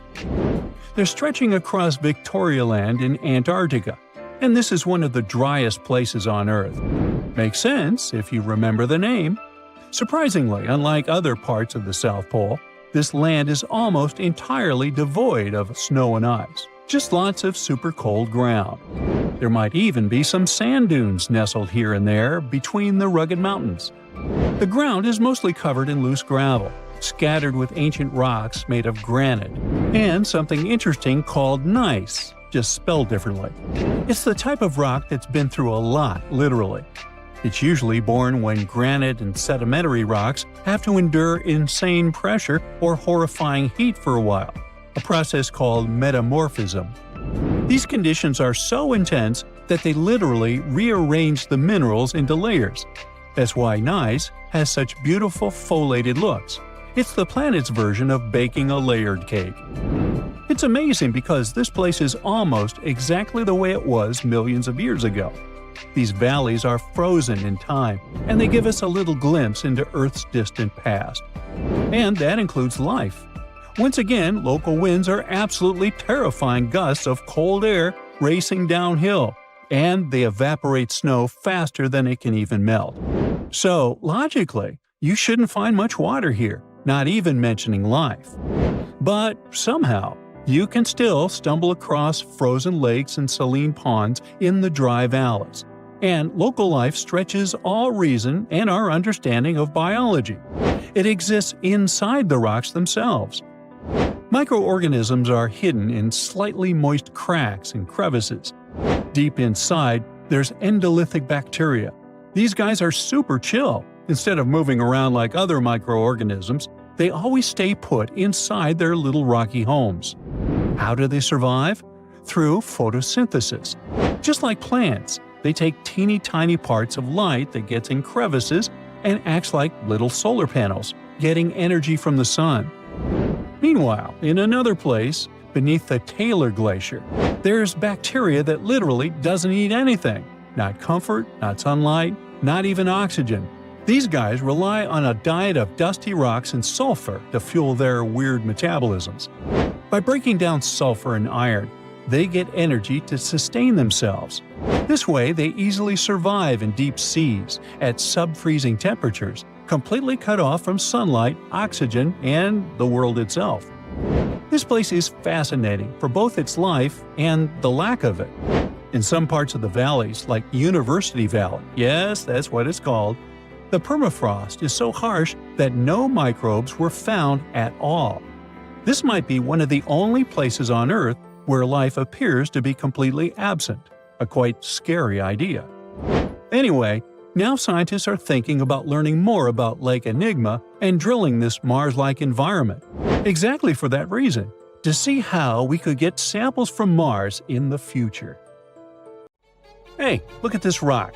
At first sight, it looks like a regular boring rock, the likes of which you can see when walking along the beach. Its color doesn't stand out, and its weight is pretty regular, around 4 pounds.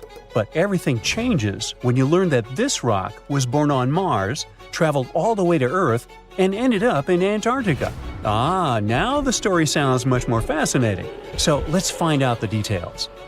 Researcher Roberta Score, who worked on the ANSMET project, which stands for Antarctic Search for Meteorites, of the Denver Antarctic Program, found this meteorite in 1984. If you want to decipher the name of the space traveler, I can help you. It comes from the place where the scientists spotted it, the Allen Hills of Antarctica, hence ALH. And then we've got the year of the discovery and the number of the sample. If you think that Roberta picked up the rock and exclaimed something like, "Woohoo, I'm holding a chunk of Mars," I'll have to disappoint you. At the very beginning, it was totally unclear where the meteorite came from. And one thing confused researchers even more. The meteor was very different from other meteorite groups found on our planet. Okay, but then how did they finally figure out it was a visitor from Mars? All thanks to traces of gas similar to those that make up the atmosphere of the red planet. We learned about its composition thanks to the brave Viking lander that carried out the necessary analysis in situ in 1976. Anyway, back to our rocky discovery. It's actually very special, and not only because the rock arrived from far, far away. Among those several thousand meteorites found on Earth, just around 100 have likely come from Mars. And even so, our guy is different from them and seems to be part of a separate group. So let's go into the past and follow the life story of this cosmic traveler. It most likely formed around 4 billion years ago on its home red planet. One day, which wasn't very different from others, turned out to be life-changing for this peaceful rock. A meteorite impact catapulted into space, and it started its own journey as a small asteroid. At that time, it was way larger than at the moment of discovery on Earth. At one point, ALH got close to Earth and, who knows, probably decided to explore something. That's how, 13,000 years ago, it ended its space journey by colliding with our planet. At the moment, this Martian fragment is the oldest we've got. But at first, it wasn't all that popular. Only in 1996 did it become way more famous after a groundbreaking discovery. You see, some NASA researchers started wondering, well, the fragment is obviously very old, but then, could it have recorded any traces of life that could have been thriving on Mars at the time ALH formed on the red planet? And guess what?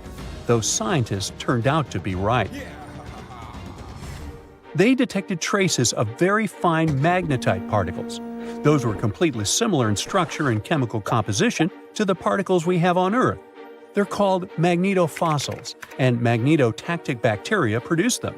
So it might mean that, at one point, there were some forms of life on Mars. In April 2020, scientists from the Japanese Space Agency made another discovery. They detected nitrogen containing organic material of Martian origin in our meteorite. So, who knows what new astounding secrets further examination of the meteorite might reveal? At the moment, though, all you can do is travel to Antarctica and find more of them. The thing is, this place is great for meteorite hunting. Surprisingly, we have found nearly 50,000 meteorites in Antarctica, and hundreds of thousands are still waiting to be discovered. Each of these space rocks can tell us a story of the evolution of the solar system. For example, the very first lunar rock found on the icy deserted continent proved that chunks of space objects larger than asteroids can also end up on Earth. So, let's say you got inspired and decided to go meteorite hunting all the way to Antarctica. Well, get ready for some serious challenges. Despite their potential abundance, finding space rocks isn't as easy as it might seem. You'll have to visit remote areas, and there's still no guarantee that you'll be able to spot a meteorite. And that's actually a huge problem. Meteorites are vanishing from sight. Currently, scientists find about 1,000 meteorites in Antarctica each year. But according to a new study, about 5,000 more get hidden out of sight every year. The culprit is warming temperatures. Worried scientists created a model that could help them figure out where those meteorites might surface. This model was quite complicated, taking into consideration snow cover, surface temperature, the speed at which ice flows, and even the steepness of the terrain. After that, they ran simulations under various warming scenarios. It turned out that meteorites indeed sank out of sight as temperatures rose.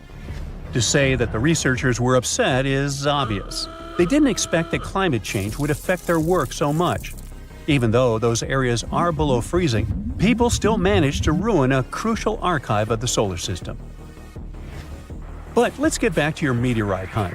If you want your chances to find one to be higher, travel to the base of mountains or outcrops where ice, which usually flows to the lower ground, is forced to move upward. But make sure to take your windbreaker with you. In those places, powerful winds brush away snow, exposing bright, vivid blue ice.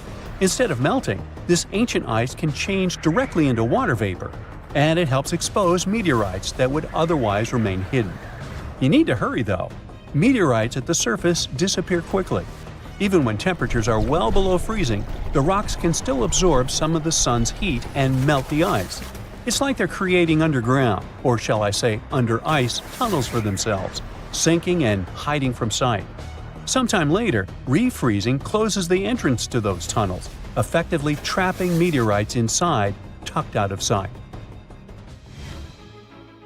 Now, scientists admit it's very tricky to find working methods to spot meteorites. And if we don't hurry and develop such methods, we might lose between 80,000 and 250,000 space rocks in total. No wonder scientists are on a mission to find more meteorites. They're focusing on meteorite stranding zones. Those are places where meteorites often gather on the surface because of specific features of geology, ice flow, and climate conditions. As you already know, you can find meteorites on blue ice without snow cover. This makes meteorites easy to spot. But finding such hotspots is often pure luck. Or you gotta sit day and night, scouring maps and satellite images in attempts to spot blue ice zones near research stations. Let me introduce Veronika Tolinov, a glaciologist, and her team. They've taken things to the next level by developing a smart Antarctic-wide map. To do it, they've used machine learning and satellite data from NASA, the Canadian Space Agency, and others. This map highlights areas where meteorites might be hiding based on past finds and all kinds of climate and ice data. Apparently, the best places to find meteorites are along the edges of the continent and near mountains with blue ice. Unfortunately, it's not just the blue ice that matters. The temperature and speed of the ice flow are also super important. For example, if the ice flows too quickly, meteorites get swept away before they can accumulate. So, if you want to find a meteorite, you have to wait for very precise conditions. The surface temperature has to stay below 16 degrees Fahrenheit almost all the time. Otherwise, meteorites sink. You can start with the Allen Hills region. Yup, that's where our ALH friend was discovered. This area is kind of a meteorite gold mine with more than 1,000 finds. But there are even more promising places, like the Fimbulheimen Mountains, and no one has searched there yet. You might be the first. In any case, with this new map, researchers developed a where-to-go index that ranks the best meteorite hunting spots, making future field trips much more targeted. And with plenty of blue ice regions still unexplored, there are tons of meteorites just waiting to be found. So, what are you waiting for? There's nothing around, just the eternal, endless whiteness of Greenland's snow and cold winds blowing into your face. Nothing hints at the impending catastrophe. You take another step and freeze in horror. An abyss is spreading at your feet, bottomless and dark. If you had made a bigger step, it would have swallowed you. That infamous Greenland's hole. It happened in the middle of the 2010s. A group of geologists were scanning the surface of Greenland's Hiawatha Glacier using radar when they spotted something very, very strange. It was a giant pit, more than 980 feet deep and almost 20 miles wide. That's big enough to fit inside Washington, D.C. or Paris. After staring at their radars for quite a while and scratching their heads, researchers decided to find out what could have made such a huge hole. Could it have been good old erosion, a raging volcano, an asteroid impact, a giant sandworm? Ugh, I might have gone a bit overboard with this worm idea, but you never know with these ancient glaciers. Anyway, in our case, one mystery seemed to lead to another, which had been puzzling scientists for decades. And to solve both of them, scientists needed something super common, but at the same time very important: quartz, one of the most abundant materials in Earth's crust. But before we dig deeper into this topic, let's make a small detour and talk about a pretty bizarre phenomenon called the Younger Dryas event. To see what it was like, we need to go deep into the past, as far back as 12,900 to 11,600 years ago. During that period, the planet became much colder, especially in Europe and North America. Now, let's talk a bit more about that weird climate change in the Northern Hemisphere. There are a few theories. One that involves a change in currents in the Atlantic Ocean. Another speaks about something large kicking tons of dust into the air and effectively blocking sunlight. The two most popular and likely hypotheses mention a volcanic eruption and an asteroid impact. Indeed, there was a volcanic eruption on the territory of modern-day Germany at around the right time. But there's also a probability that a space object struck the planet during this period too. And now let's get back to the hole scientists found in Greenland. When NASA's Ice Bridge program and Germany's Alfred Wegener Institute discovered it, it seemed they had finally found the reason for the Younger Dryas event. But was it really an asteroid that created that impressive pit and caused temperatures to drop all over the Northern Hemisphere? To test this theory, the researchers needed quartz. The thing is, in its pure form, quartz has a very simple structure. It's made from interlocking silicon-oxygen tetrahedra. Efficient and so pretty. Just look at these six-sided prismatic crystals. Since its structure is so simple and the components are so common, you can find quartz almost in any rock on the planet. At one point, magic happens. Larger rocks erode away, pushing out tiny bits of quartz sand. The scientists exploring the mysterious pit gathered the quartz sand that had been washed out from underneath the glacier. It was like looking at the rocks at the very bottom of the hole without having to actually get all the way down there. Very handy. So, while examining the material, they discovered quartz grains with the telltale signs of terrible catastrophe. They had PDFs all over them. No, I'm not talking about the document format. PDFs stand for planar deformation features, and they look like lines etched into the crystal surface. These lines are a sign that you're holding shocked quartz. It forms under immense pressure, when the internal crystals are pushed out of alignment. But the most exciting thing here is that shocked quartz only appears under the influence of powerful forces. like massive impacts or terrifying explosions. In other words, finding this poor shocked quartz under the Hiawatha Glacier could be much needed proof that the hole was an enormous impact crater that formed when something equally enormous crash-landed there. Based on the size of the crater, this space object probably was a bit more than a mile across, which is twice the height of the Burj Khalifa Tower in Dubai.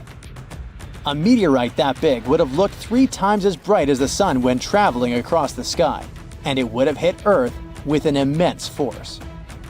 The impact would have been so great it'd have vaporized rock and thrown debris for hundreds of miles away.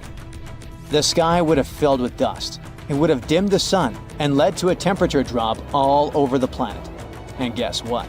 The last part about decreasing temperatures got the researchers super excited, because it opened up a possibility that the impact could have been connected to the Younger Dryas event. To prove this idea, scientists decided to use quartz again. They examined it more closely, trying to date the impact. Well, they were in for an even greater shock. The Hiawatha crater turned out to be not 12,000, but 58 million years old.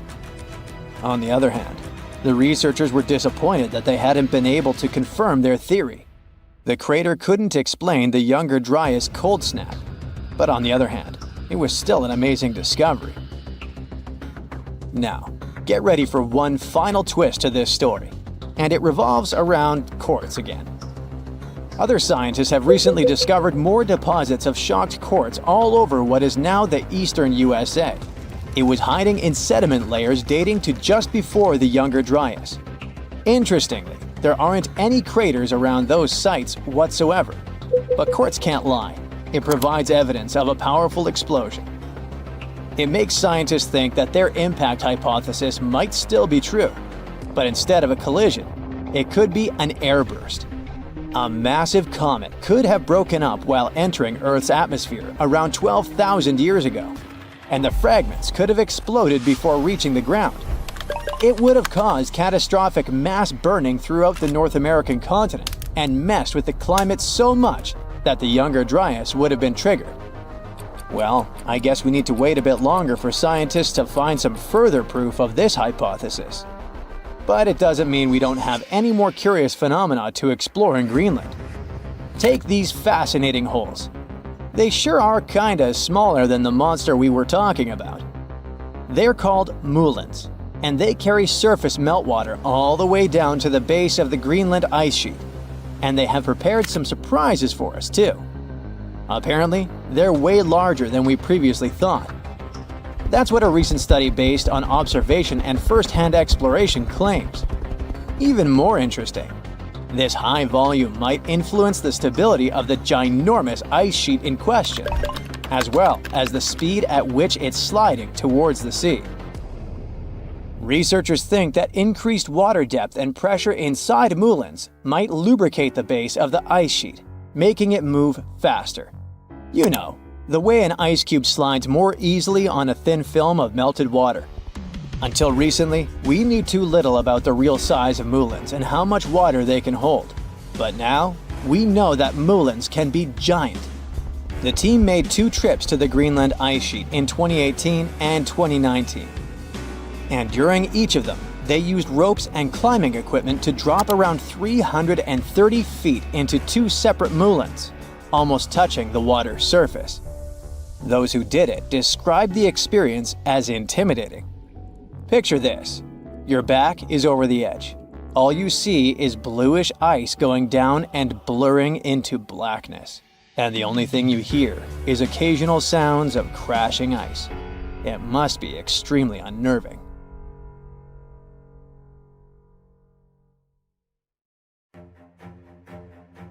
These dark patches on Greenland's ice sheet aren't just any old stains. Every summer, the ice, which is usually bright white, turns murky gray in certain areas. This so-called dark zone was a huge mystery for a long time, until some studies discovered that this weird transformation was connected to the odd appearance of red, green, and brown-colored algae. The scariest part is that this algae bloom keeps growing. The dark zone is getting darker, and terrifying microbes might start appearing. Now, the rest of the world should be concerned. The Greenland ice sheet is like a massive ice blanket that covers ice. For most of the year, the ice looks like a giant untouched white sheet stretching over the land. But when summer rolls around and temperatures start to rise, things begin to change.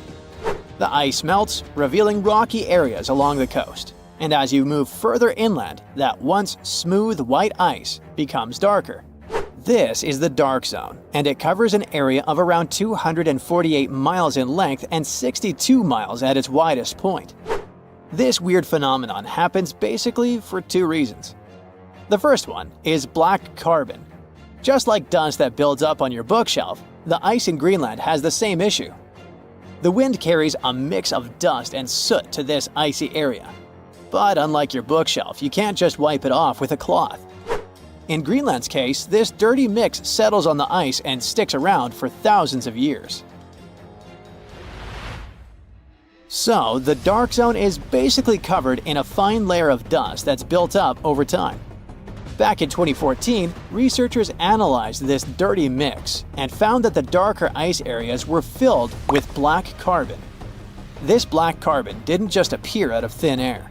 Well, actually, it sorta did. Scientists believe it mostly comes from smoke produced by wildfires in northern Canada and Alaska somewhere in the past. As you might guess, black carbon is black, which is why it makes the ice look darker. Now, the second big reason for the Greenland ice sheet's summer makeover has to do with those algae we mentioned earlier. We're mostly talking about two types of it, the Ancylonema alaskana and the Ancylonema nordenskjoldii. Both of them love cold water regions.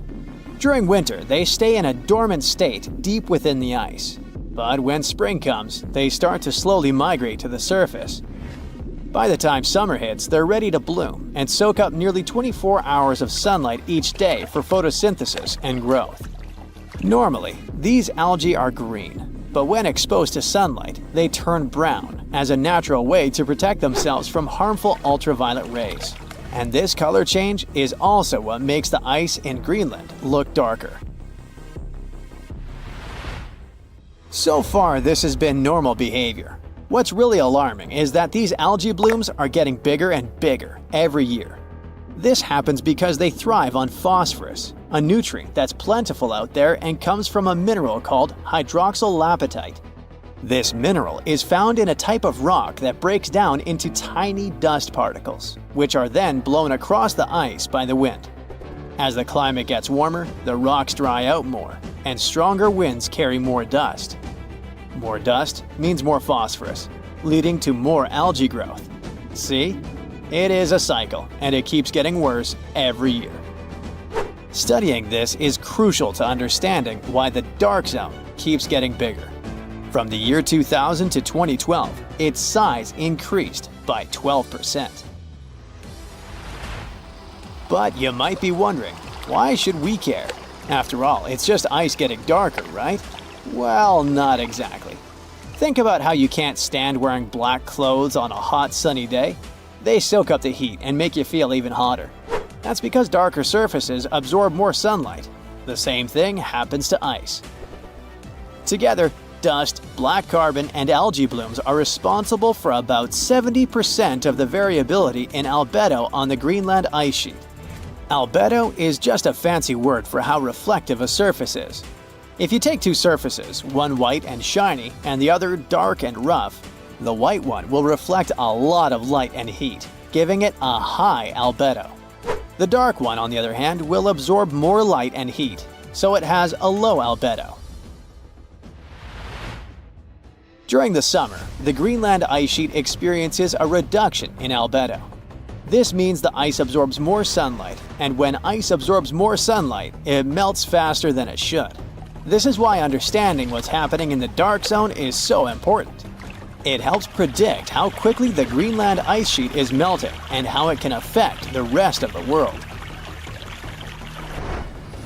Greenland's ice sheet is the second largest in the world, covering an area about the size of all the land in the United States east of the Mississippi River.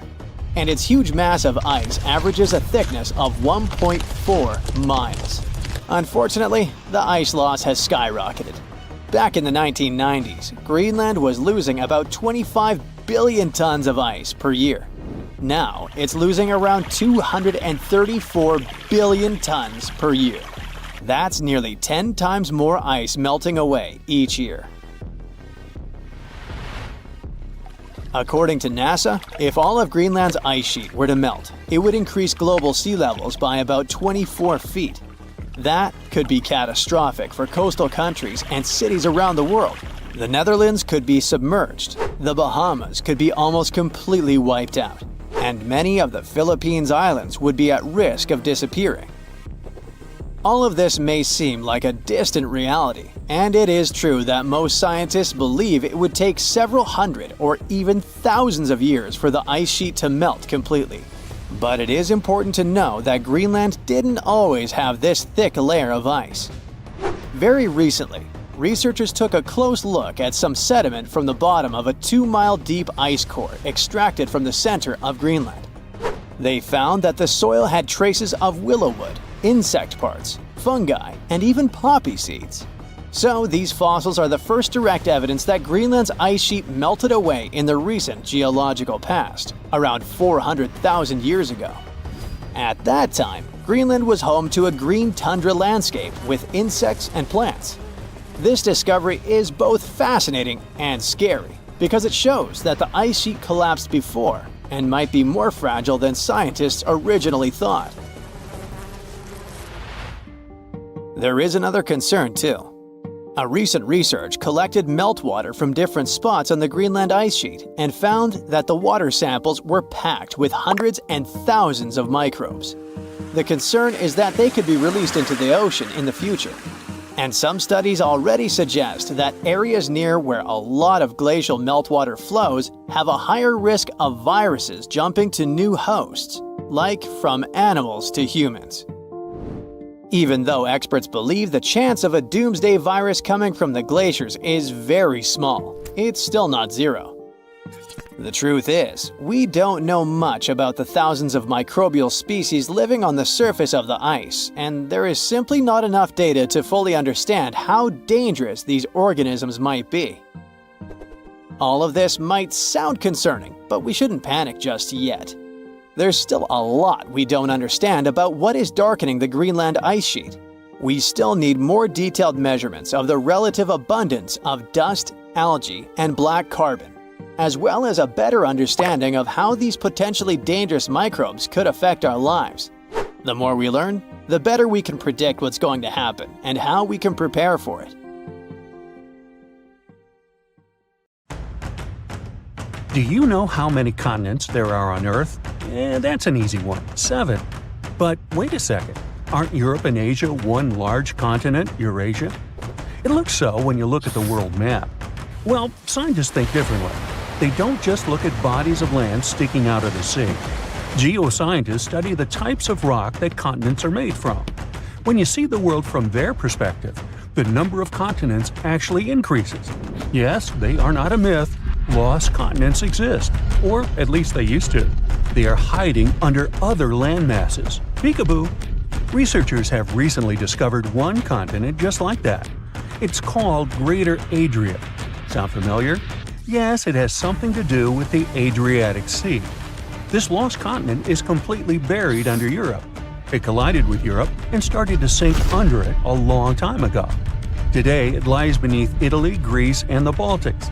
Its size and even shape match that of Greenland, the world's largest island. But how did geoscientists find Greater Adria? It's no longer visible, but it left some clues. Parts of it were embedded in the Alps. Other chunks were incorporated into present-day Italy and Croatia, on the other side of the Adriatic Sea. Limestone rocks from the former continent started to change once they were under the European landmass. Tremendous heat and pressure spread over tens of millions of years changed their structure. Out goes the limestone, in comes the marble. All the Greek and Roman temples you admired on your summer vacation were constructed using this marble. It was sort of a going-away gift from a long-lost continent. Greater Adria camouflaged itself well for thousands of years, but other lost continents were hiding in plain sight. Have you heard of Earth's eighth continent, Zealandia? Probably not, because it sits under the surface of the Pacific Ocean. 95% of Zealandia is now underwater. Can you guess where exactly? Its name is a good hint – under New Zealand. If you open Google Maps, you can see its outline. Look for a lighter shade of blue in the ocean. It should stretch from New Caledonia to New Zealand. This bump in the ocean floor used to be above sea level. It was about 2/3 of Australia and more than twice the landmass of Greater Adria in size. We can spot Zealandia today because it hasn't sunk too low, and that's the best way to discover other lost continents. Imagine the Earth without the oceans. The bottom of the sea isn't flat. There are mountains and trenches. You could put Mount Everest in the deepest of them, and there would still be 7,000 feet between it and sea level. This trench got so deep because of a geological process called subduction. The Pacific Plate got under the Philippine Plate. Earth's crust is made out of those plates that float in a sea of molten rock. Then they bump into each other, one goes down while the other one rises. That's how Greater Adria ended up under the European continent. Our planet is constantly on the go. We don't notice this process because it happens deep beneath our feet. 120 million years ago, Australia and Antarctica were a single piece of land. Yep, the coldest and one of the hottest places on Earth were once the same territory. Antarctica said goodbye to Australia, but it didn't leave empty-handed. Today, there is an oceanic plateau in the Indian Ocean. The word plateau comes from French, and it means elevated flatland. And the name of this land sounds like the title of a Hollywood movie, Broken Ridge. Long ago, it was connected to another lost continent. Scientists believe that it made a land bridge between India and Antarctica. What was this land like? The answer possibly lies in a tiny archipelago in the southern Indian Ocean. These islands are all that is left of an ancient landmass. They have a cold climate. The islands feature glaciers because they're so close to Antarctica. But in the past, the climate must have been temperate with plenty of rainfall. The animals and plants would have been similar to those that we find in tropical regions today. The lost continent's landscape probably resembled that of New Zealand. Now, while we're in the area, can you guess which continent the island state of Madagascar once belonged to? If you guessed Africa, sorry, you were wrong. Hey, don't feel bad. Look up and to the right of the map. The correct answer is India. Some 120 million years ago, I wasn't around then, India separated from the African continent and went northeast. Madagascar wasn't quick enough and ended up as an island off the southeast coast of Africa. But there is evidence of an even greater landmass, the lost continent of Mauritius. Scientists found traces of the ancient landmass under the island of Mauritius. Today, it's a tourist hotspot, but millions of years ago, it was a real hotspot, volcanoes and all. That's how scientists were able to retrace the steps of Mauritius. They found a mineral that exists in rocks which lava spews out after an eruption. The long-lost land once covered the area from Mauritius to the west coast of India. Imagine if that land existed today. It would form a great mix of Indian and African cultures. The local dishes would definitely be spicy. Now, speaking of spicy, have you had Indonesian food recently? Just 50,000 years ago, Southeast Asia looked much different. There was no Sumatra, Borneo, Java, or even Australia. Just Sunda and Saul, two continental masses that were divided by a tide, and the Greater Australia on the other. Back then, Bali stood at the southernmost tip of Asia. Biologists were among the first scientists to notice the split. Species developed differently on Sunda and Sahul. That's why Australia has unique animals, such as the kangaroo, wombat, and platypus. And did you know that a giant kangaroo once roamed the island of New Guinea? That's because, up until the end of the last age, there was a land bridge to Australia. Today, the two islands are separated by the Torres Strait, but it's quite shallow, less than 65 feet. It's a reminder that this was once a single landmass called Saul. Another ocean strait that isn't too deep separates Asia from North America. The Bering Strait sits today in the place of Beringia. This ancient landmass wasn't that big. It stretched 1,000 miles from north to south. That's just a third of the driving distance from Los Angeles to New York. Beringia was important for another reason. During the Ice Ages, it connected the whole world. Water levels were 300 feet lower than they are today. If they went even lower, you could walk from the Cape of Good Hope in Africa all the way to Cape Horn in South America. Talk about the ultimate backpacking route. Today, you can hop on an airplane and fly to pretty much any place on the globe. The world has never seemed smaller, has it? Well, it has. Some 300 to 200 million years ago, we were all one world, literally. Pangaea was a supercontinent that included all of the continents. Its name is in Greek, and it simply means all Earth. But Pangaea started to crack up. The biggest gap formed between the Americas on one side and Europe and Africa on the other. Seawater soon started pouring in, and that's how we got the Atlantic Ocean. This process is by no means over. While you are watching this video, North America is drifting further and further away from Europe at the rate of 1 inch per year. Doesn't seem much when compared to the average human lifespan, but in the end, all the continents will reconnect with each other, forming a supercontinent. And it wouldn't be the first time in Earth history that this happens. Honestly, I'm not going to wait around for that. So, there's a mysterious doorway in the middle of Antarctica. Some people think it's Bigfoot's vacation home, or a shuttlecraft from Star Trek, or maybe a door to Agartha, a mythical kingdom some people believe is located in the center of the Earth.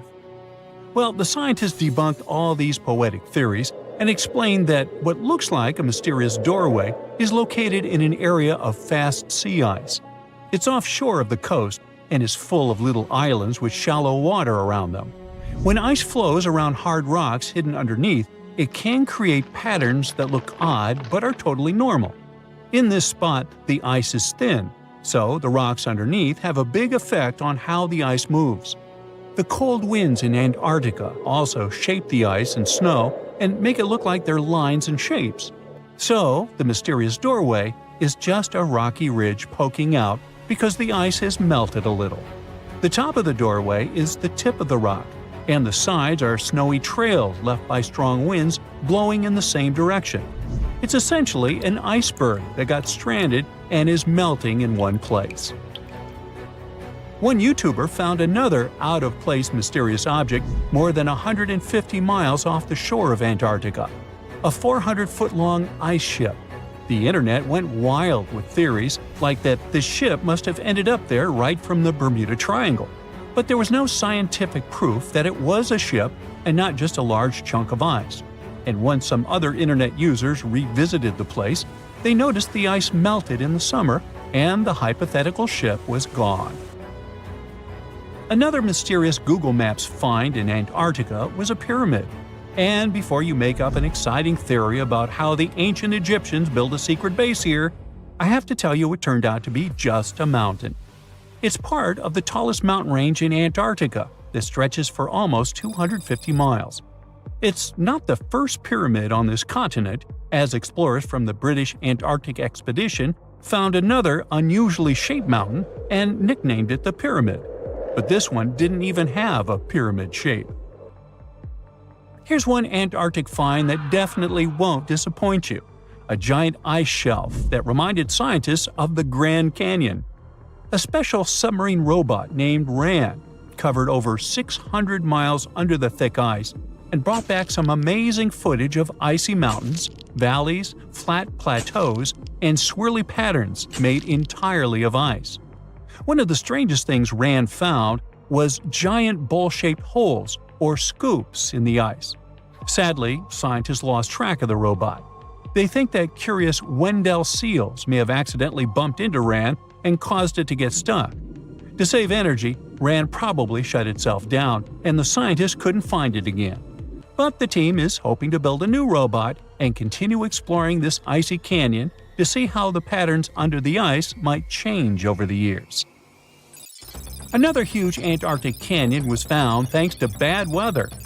A team of sound experts had to pause their work at the Casey Research Station in a storm.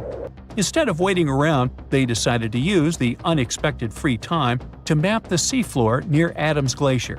And that's how they found a canyon that is almost 7,000 feet deep, almost 30,000 feet wide, and stretches over 28 miles away from the glacier. During the mapping, they discovered just part of the canyon before they had to go back to the research station. But when bad weather came in again, the ship went back and mapped more of the canyon. They were working in waves up to 13 feet high and super powerful winds, but they managed to get about 15 hours of data to complete their map. On the way back to Australia, they stopped one last time, and now they've got a full picture of the canyon. Studying it is helping scientists learn more about the history of glaciers and the interaction between the Antarctic ice sheet and the ocean. Now, there's a frozen lake in Antarctica called Lake Enigma. For a long time, people thought the lake was completely frozen solid. But during one expedition, researchers found that under the thick ice, there was a layer of liquid water about 40 feet deep. To learn more, they drilled through the ice and sent down a camera to explore what was hiding in the lake's depths. The lake's water, which they think comes from the nearby Amorphous Glacier through a secret underground pathway, was filled with strange microbial life. These tiny microbes lived in mats that covered the lake bed. Some of the mats were thin and spiky, and others looked like crumpled carpets, or even small tree-like shapes that grew up to 16 inches. Many of the microbes could make their own food through photosynthesis, just like plants do, and it gave the lake a high amount of oxygen. One of the coolest discoveries was a type of microbe which usually lives in low-oxygen places. Lake Enigma might be similar to environments on icy moons like Europa or Enceladus, so it could mean that these moons also have hidden water under their ice and possibly microbial life too. One more mind-boggling discovery from Antarctica is tiny pieces of amber in mudstone, found here for the very first time. It took scientists years of studying incredibly well-preserved fossilized roots, pollen, and spores that they found back in 2017. Amber proves that resin-producing trees once grew in Antarctica, part of a lush rainforest that existed near the South Pole during the mid-Cretaceous period. Back then, disclaimer, I wasn't around then, the trees would have had to survive through months of darkness during the long Antarctic winters. Scientists believe they adapted by going dormant for a long time. The amber pieces the scientists found are tiny, but they are beautiful shades of yellow and orange with bumpy surfaces that show how the resin flowed out of the trees. This resin likely leaked out to protect the trees from insects. It was preserved because water quickly covered it and kept it safe from sunlight and air. A scientist was browsing through satellite images for brown trails of penguin waste and found 4 new colonies of emperor penguins at the base of the globe. These new colonies likely have been around for years, though 3 of them are rather small, with fewer than 1,000 breeding penguins each. One of the new colonies was found close to a place called the Lazarev Ice Shelf, where there used to be a larger penguin colony. They thought this colony went extinct in 2019, but it seems the penguins have just moved a bit because of changing sea ice conditions. So studying them can help us learn more about how emperor penguins adapt to changes in the environment. Now, there used to be a giant river system in Antarctica 40 million years ago. Researchers found proof of it after studying soft sediments and hard rocks from the frozen seabed. They looked at tiny bits of radioactive elements, like uranium and lead, and learned that the deeper dirt came from the time of dinosaurs. The dirt closer to the surface was younger and had an interesting pattern, like the kind you see in river deltas today, such as in the Mississippi River or Rio Grande. Scientists found tiny signs of life in the sand. The river that once flowed here started in the Trans-Antarctic Mountains and traveled 930 miles before it reached the sea. Researchers kept studying newer layers of dirt from about 20 million years ago. They hope this will help them predict what the Earth's weather patterns might be like in the future. Scientists discovered something Atlantis-like near Australia. There used to be an entire continent that's now underwater. Here's what happened to it. Around 70,000 years ago, during the last ice age, there was a huge landmass called Sahul. It was located in the southwestern Pacific Ocean. This ancient supercontinent connected what we now know as Australia, New Guinea, Tasmania, and the Aru Islands into one giant piece of land. Imagine lush tropical rainforests surrounded by beautiful mountains. Sahul's tallest mountains were in the New Guinea highlands, with peaks reaching over 13,000 feet. This beautiful place was home to a variety of unique animals, most of which were pouched creatures. But back then, they weren't just koalas and kangaroos. Sahul was filled with different types of grazers, burrowers, scavengers, and predators. It was home to a huge diprotodon, a powerful hunter Thiosolio, and a horrifying Megalania, a creature that's much larger than any living lizard today. It was a unique place because the rest of the world was filled with placental animals at the time, like wolves, elephants, and humans. In Sahul, the only normal mammals were bats and rodents. But not all its parts were the same. The Timor, Arafura, and Carpentaria regions were covered by hot savanna and dry forests. It looked kinda like modern Australia, hot air deserts with scrubland, steppe, and temperate forests along the eastern coast.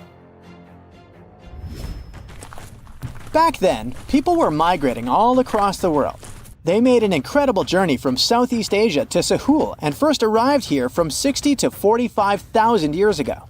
They mostly traveled by foot and crossed the sea using bamboo rafts and simple boats. They came there from an ancient landmass called Sunda, which includes parts of Southeast Asia. They traveled across a series of islands known as Wallachia and eventually spread across Sahul. And it wasn't a small journey. Sahul was huge, around 4.1 million square miles. That's bigger than the USA or Canada. It stretched from the equator to around the southern part of New Zealand. So they arrived in what is now Australia and became Australia's first people. Scientists think that Sahul had a population of 500,000. We've discovered cave paintings that date back around 40,000 years. It's a hunting scene depicting an anoa, or miniature buffalo, facing figures of humans and animals. Researchers are trying to figure out how these early settlers moved across Sahul and where we might find archaeological evidence of their journey. To do this, they created a landscape evolution model.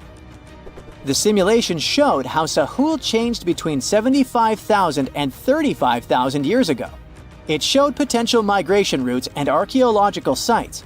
Humans likely traveled along coastlines and rivers. But how did Sahul get submerged off the coast of Australia, similar to the mythical Atlantis? During the last ice age, much of the Earth's water was locked up in large ice sheets and glaciers. The sea levels were much lower than they are today. After that, the global temperatures increased. The ice sheets melted and the sea levels rose, flooding the land bridges that once connected different parts of Sahul together. About 8,000 years ago, New Guinea separated from mainland Australia, and then, about 6,000 years ago, Tasmania did the same. We still can explore the underwater parts of Sahul thanks to new technology. Divers explore and collect samples directly from the ocean floor. Underwater drones can go to places that are too deep or dangerous for humans to explore. And with sonar mapping, scientists use sound waves to create maps of the ocean floor. It's like using an echo to see what's underwater.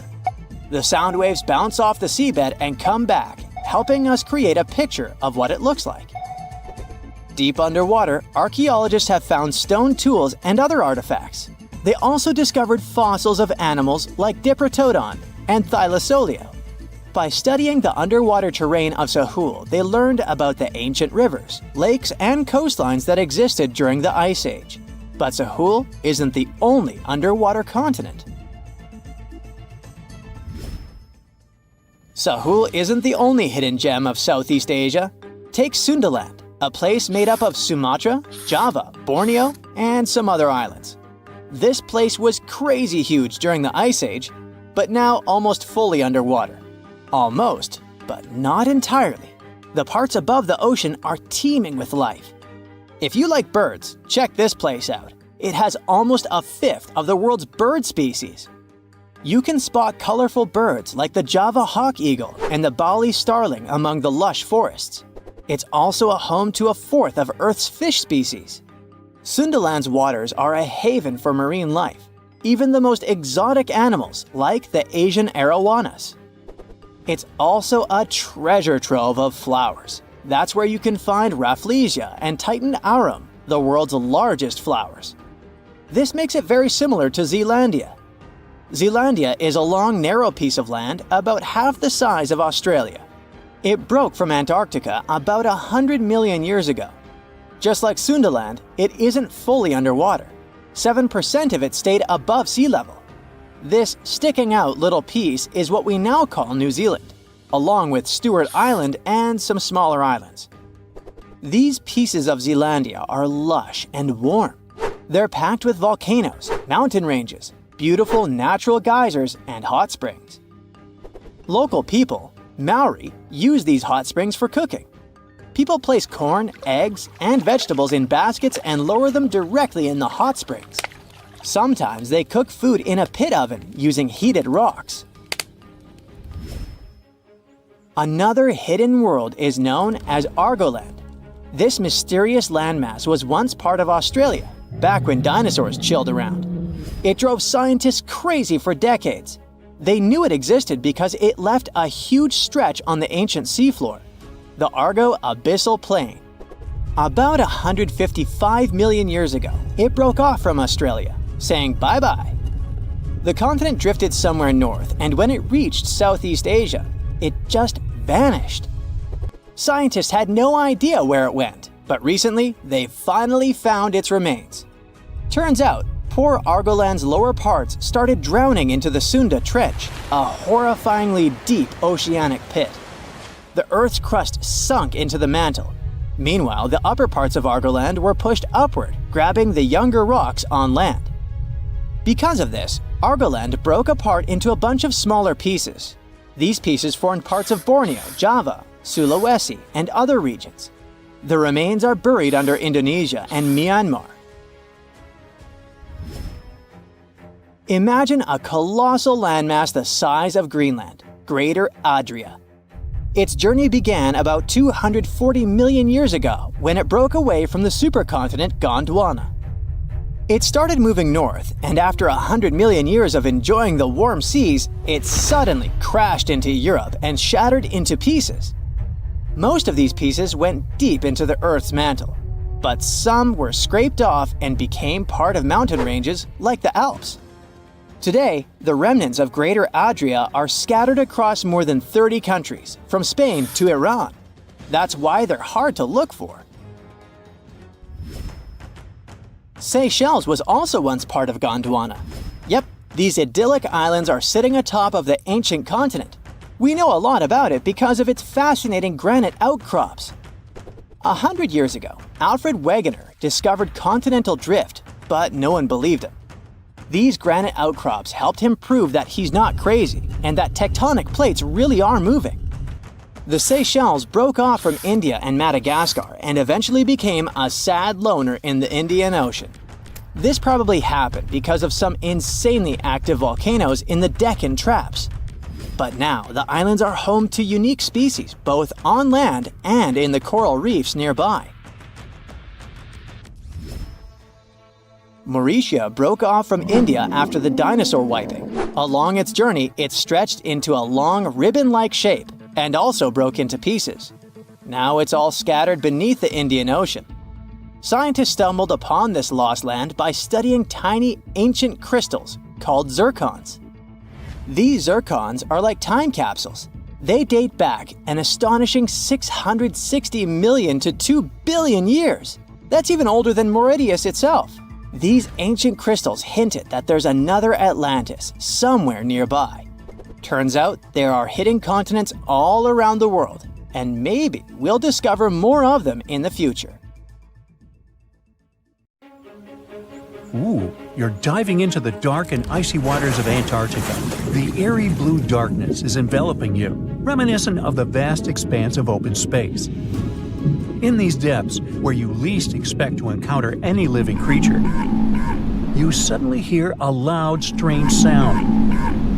a quacking noise, as if a giant duck was hidden in the deep.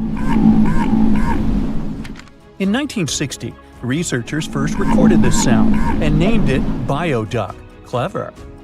For decades, they tried to unravel the mystery of its source. Was it a giant kraken? An extraterrestrial spaceship that had crashed into the ocean? A mysterious sea monster? Or perhaps an enormous duck? There were many versions, one more bizarre than the other. Oceanographers detected similar sounds in other locations as well, off the western coast of Australia and near New Zealand. They recorded similar but higher pitch signals, which they named bio-goose. It seems the creepy atmosphere of the story disappears with such names. Anyways, these sounds were not isolated incidents. They happened multiple times with consistent intervals. Many initially thought the source must be mechanical, given the regularity of the sounds. However, studying the oceans in the latter half of the 20th century was challenging because of limited technologies. Nevertheless, scientists persisted in collecting data on bioduck and biogoose, driven by their insatiable curiosity. As more data accumulated, so did the theories. But scientists eventually uncovered the mystery. Bioduck turned out to be a form of communication with a biological origin. When researchers analyzed the repeating sounds, they noticed that the signals never overlapped. One source would speak while the others remained silent, suggesting a form of communication. The question remained, which ocean creature possessed such an extraordinary method of communicating through varied frequency sounds? The answer, as many have guessed, is whales.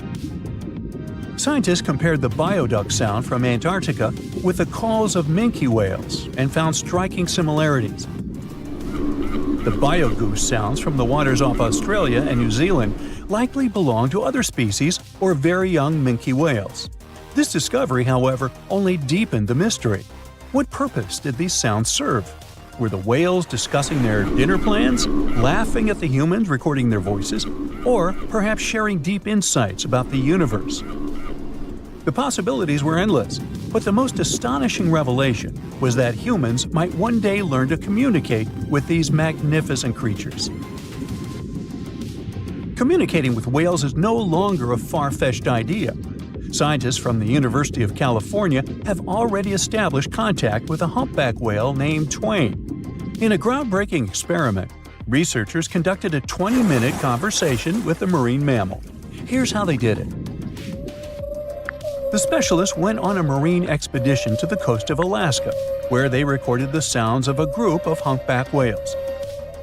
Then they played these sounds through speakers, sending the signals back into the ocean. The recorded sounds resembled a greeting, like, "Hey, what's up?" but in the whale language.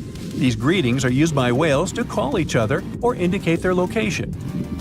Now, soon after sending the signals, the researchers received a response. Twain approached the boat, circled it, and replied with a "hey" of its own. This marked the beginning of the first ever human-whale conversation. For 20 minutes, the scientists sent 36 signals to Twain, and each time the whale responded. Moreover, it waited for time intervals before answering. That is, the team received a response from the whale, waited 10 seconds, and turned on the sound again. Researchers then waited 10 seconds and answered. It seems that Twain was a very delicate interlocutor. Maybe it was a gentleman in the whale world, who knows? Or maybe it was simply intrigued by the unusual interaction. The signals used in this communication belonged to a group of whales that included Twain. It's likely that the researchers had recorded Twain's own sounds and used them to communicate with it. In a sense, Twain was conversing with itself. Now let's continue our journey and venture into the deepest oceanic trench on Earth, the Mariana Trench. A quick reminder, the Mariana Trench is a colossal chasm in the ocean floor, stretching over 1,500 miles south of Japan and reaching a depth of nearly 36,000 feet at its deepest point. To put that into perspective, the height of the Burj Khalifa, the world's tallest building, is like 1/10 of the Mariana Trench's depth. Now imagine this. In this deep, dark abyss, scientists recorded a strange sound.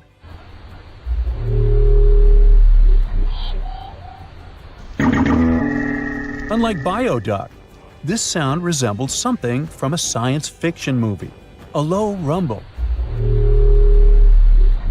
followed by a metallic ping, reminiscent of the sounds made by spaceships in sci-fi movies. Researchers name this mysterious phenomenon biotwang noises. Scientists first detected this strange sound in 2014 during an acoustic survey of the Mariana Trench, and they quickly identified its source: whales, specifically Bride's whales. Using artificial intelligence, researchers analyzed around 200,000 hours of audio recordings from the ocean and found matches with a group of Bride's whales. Like other animals, these whales use sounds as a form of communication. Now, did you know what else was found at the bottom of the Mariana Trench? A plastic bottle. It's unlikely it was done by a kraken or a whale or some type of monster. Everything is simpler here. The bottle ended up there because of a human. But that's a topic for another video. Okay, let's deal with one more sound. No whales this time, just a mysterious sound in the loneliest place on Earth. This place is called Point Nemo, and that's why it's so lonely. Located in the South Pacific Ocean, Point Nemo is the most remote spot from any land. The nearest island is 1,450 nautical miles away. It's about the same long distance from land in all other directions. Moreover, here, there's almost no marine life, since few water currents reach this spot, and therefore few nutrients are supplied. In a sense, it's a water desert. And so, in 1997, oceanographers recorded a very strange and frightening sound coming from the depths in the area of Point Nemo.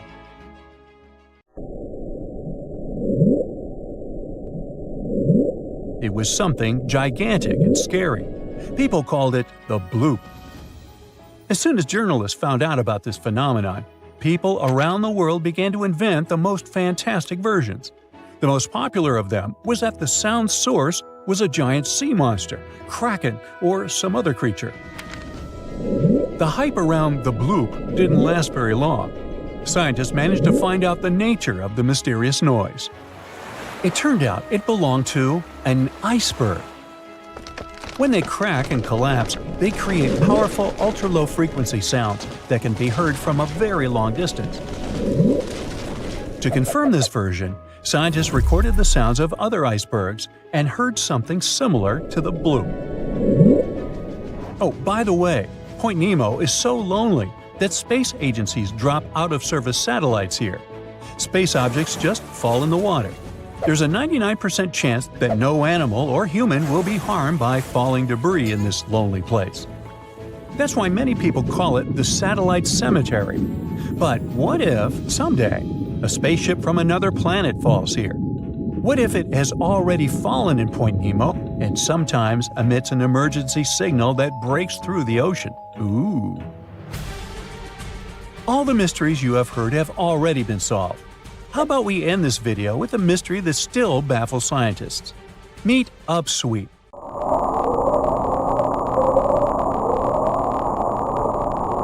One of the most mysterious sounds ever recorded in the ocean. It's not just noise, it's a series of short ascending tones repeated at intervals of several seconds. It was first discovered in 1991 using hydrophones installed in the Pacific Ocean. At first, oceanographers suggested that upsweep could be associated with volcanic activity or underwater earthquakes. But the seasonal nature of the sound and its intensity change depending on the time of year, which rules out these versions. People began to consider hypotheses related to the biological life of the ocean. They studied the migration routes of marine animals and their behavior at different times of the year.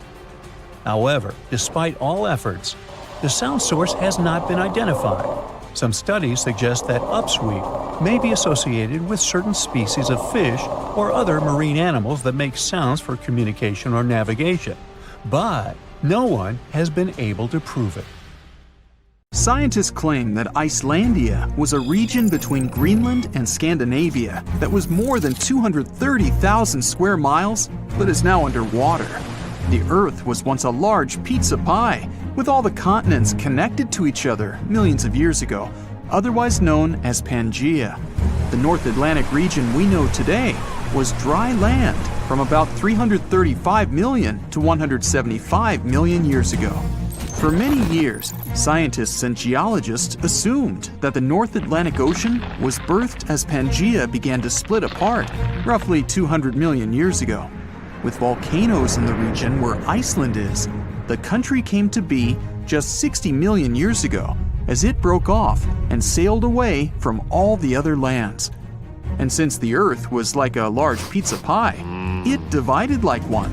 Many of the lands split up into many large and small pieces, creating the continents we know today.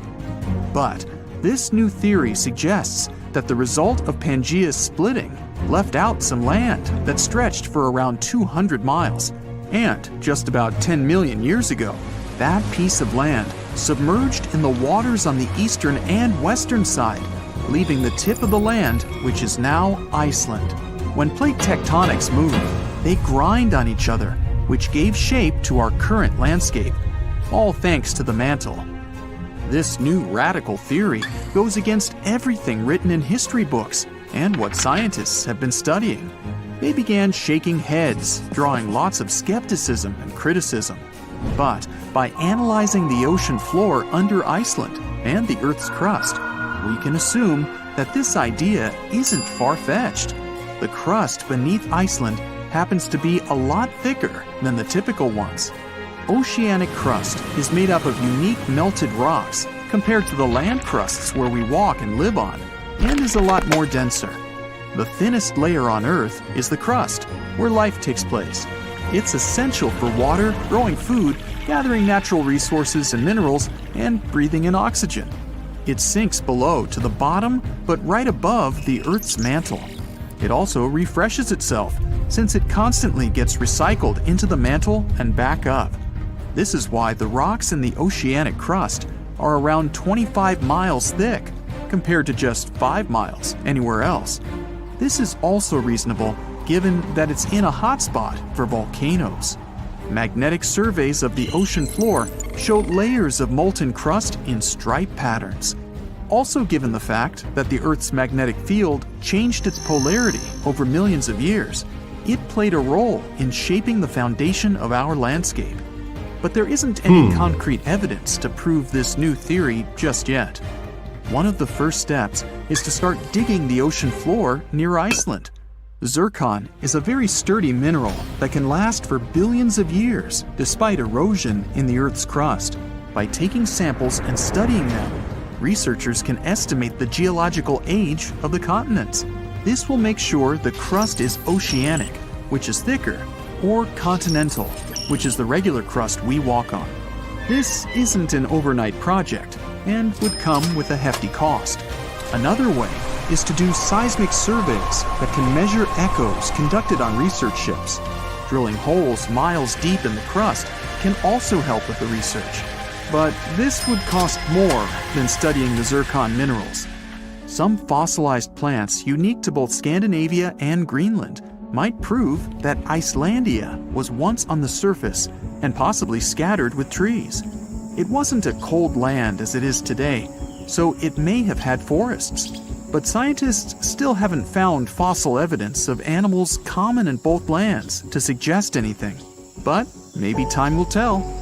The theory goes deeper, which suggests that there was a greater Icelandia. With Iceland, Ireland, Britain, Scandinavia, and Greenland all in one microcontinent, it could be a destination of winter enthusiasts and great for skiing. It could be possible to connect Canada to Greater Icelandia by train over the ocean, which would open up the economy even more.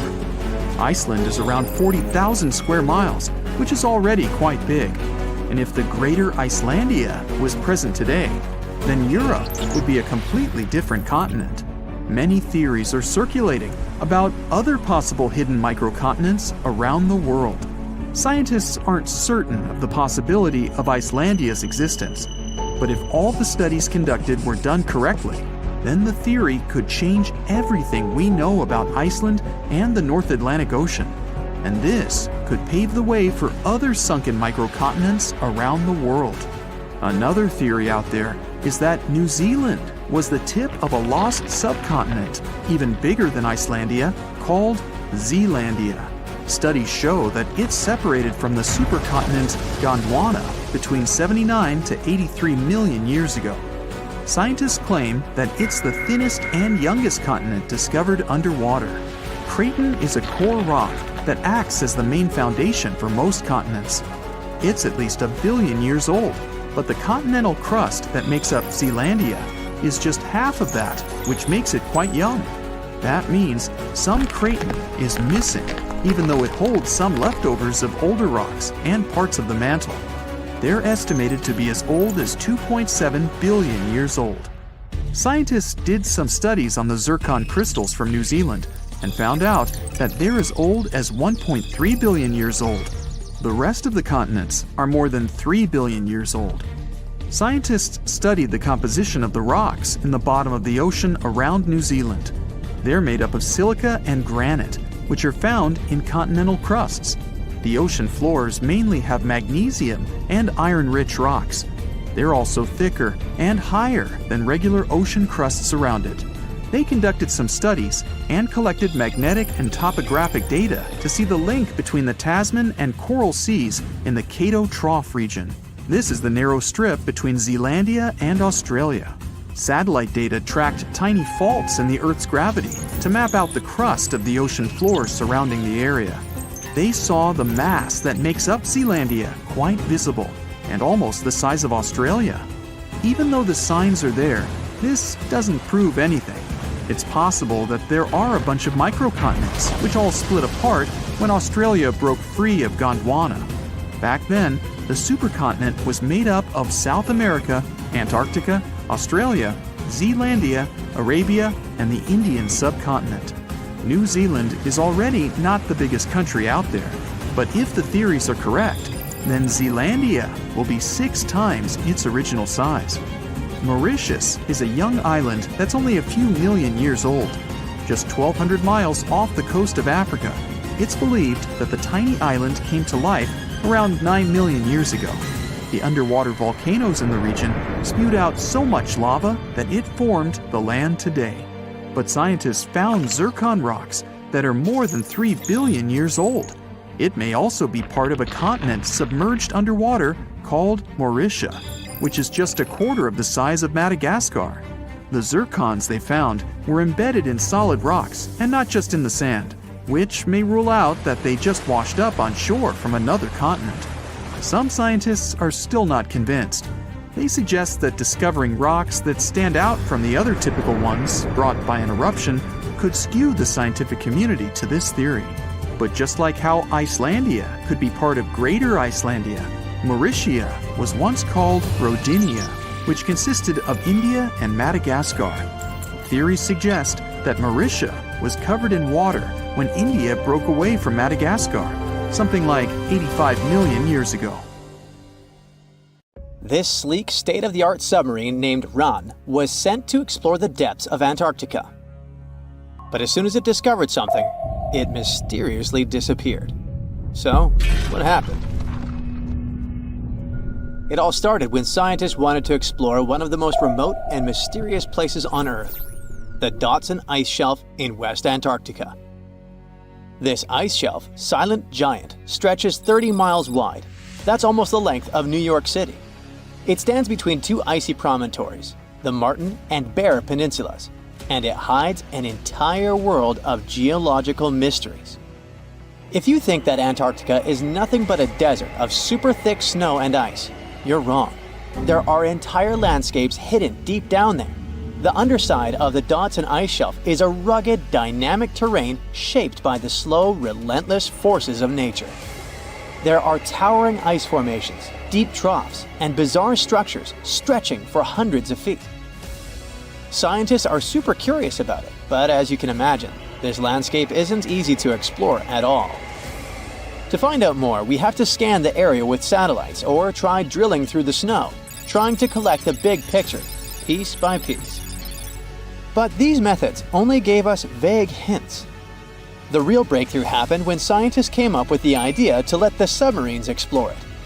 Autonomous submersibles could swoop deep into the icy waters beneath the Dodson Ice Shelf and tell us what's up down there.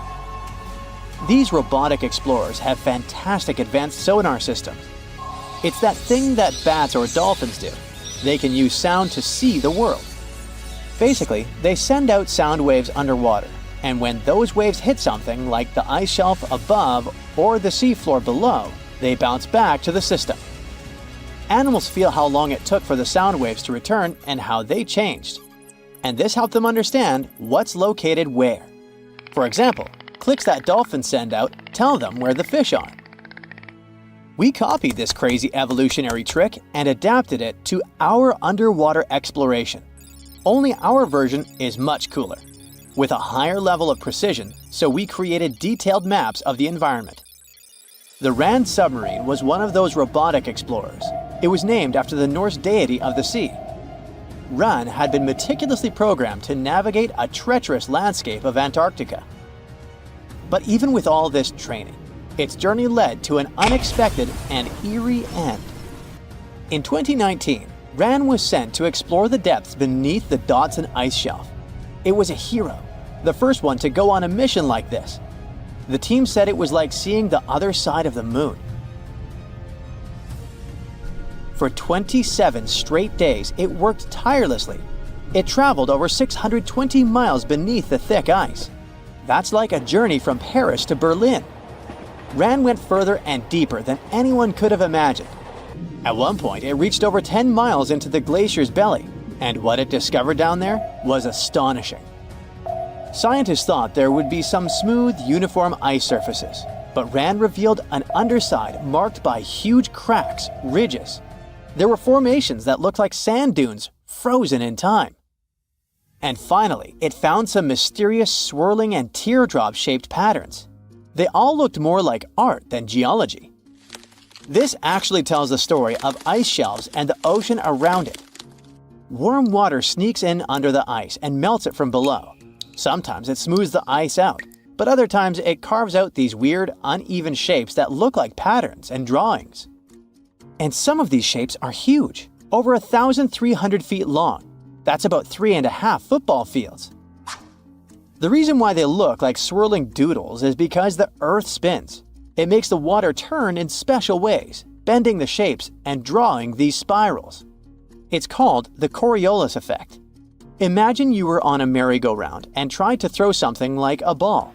It would go in a curve, not a straight line. Same thing happens with the water on Earth. Later, scientists found similar patterns in other Antarctic ice shelves, though they weren't as epic as the ones under Dodson. But Ran also discovered something horrifying. Turns out that these warm waters, aside from being great artists, are also a huge danger. The Dodson ice shelf isn't just hanging out serenely on the sea. It's part of a very delicate system and acts as a protective barrier that holds back huge glaciers in West Antarctica. The ice shelf is floating on the ocean, but it's still connected to the land. As warm water sneaks underneath it and the ice melts, the Dodson can't hold on to the land as tightly anymore. The protective barrier starts to weaken, and this lets the glaciers behind it move faster into the ocean. When those glaciers flow into the sea, they add more water, which could cause sea levels to rise, eventually changing our coastlines. Rand stumbled upon huge pockets where the ice was melting at alarming rates, all due to powerful underwater currents. It was like seeing a ticking clock on the glacier. The stakes were high, but luckily the submarine was ready. This time, it managed to return. And then, it worked for 5 more years, helping scientists with tons of useful data. The missions were daunting. There could be periods where Rand slipped into the pitch-black cavity beneath the glaciers, spending 24 hours without communication. But it was mapping every peak and every valley. It gained experience from over 40 missions below ice. Then, in early 2024, Rand went on a mission to the Thwaites Glacier. The mission was bold from the start. This place is also ominously referred to as the Doomsday Glacier. It's called that because it's slowly melting and has the potential to raise sea levels worldwide if it collapses, causing catastrophes everywhere. That's why Rand was dispatched to explore its underbelly, a place that had never been mapped so intricately before. The idea was to uncover the glacier's secrets, study how rapidly it was melting and why. This was Rand's second time exploring Thwaites. During the previous visit, it became the first sub to ever map the glacier's underside. Rand was exploring the depths from 650 feet to 1,650 feet.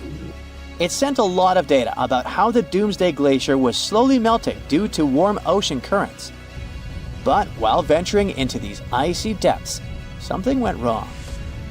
Out of nowhere, Rand vanished. Without warning, without a trace. One moment it was sending back crucial data, and the next it had slipped into the abyss. No distress signals, no final transmission, and it didn't return to the point it was supposed to. People sent extensive searches, helicopters soared overhead, drones buzzed through the frozen skies, but no sign of the submersible emerged from the glacier's grasp. After a while, Rand's batteries would certainly run away. So at this point, it had definitely been swallowed by the abyss beneath 1,500 feet of ice. That was a huge and sad loss for the scientific team. The scientists at the University of Gothenburg are now looking to replace Rand and continue their important research under Thwaites. To this day, scientists have no idea what happened to it. Some say it may have been trapped in the ice. Others believe it was pulled away by an unseen current. It also might have collided with something unexpected.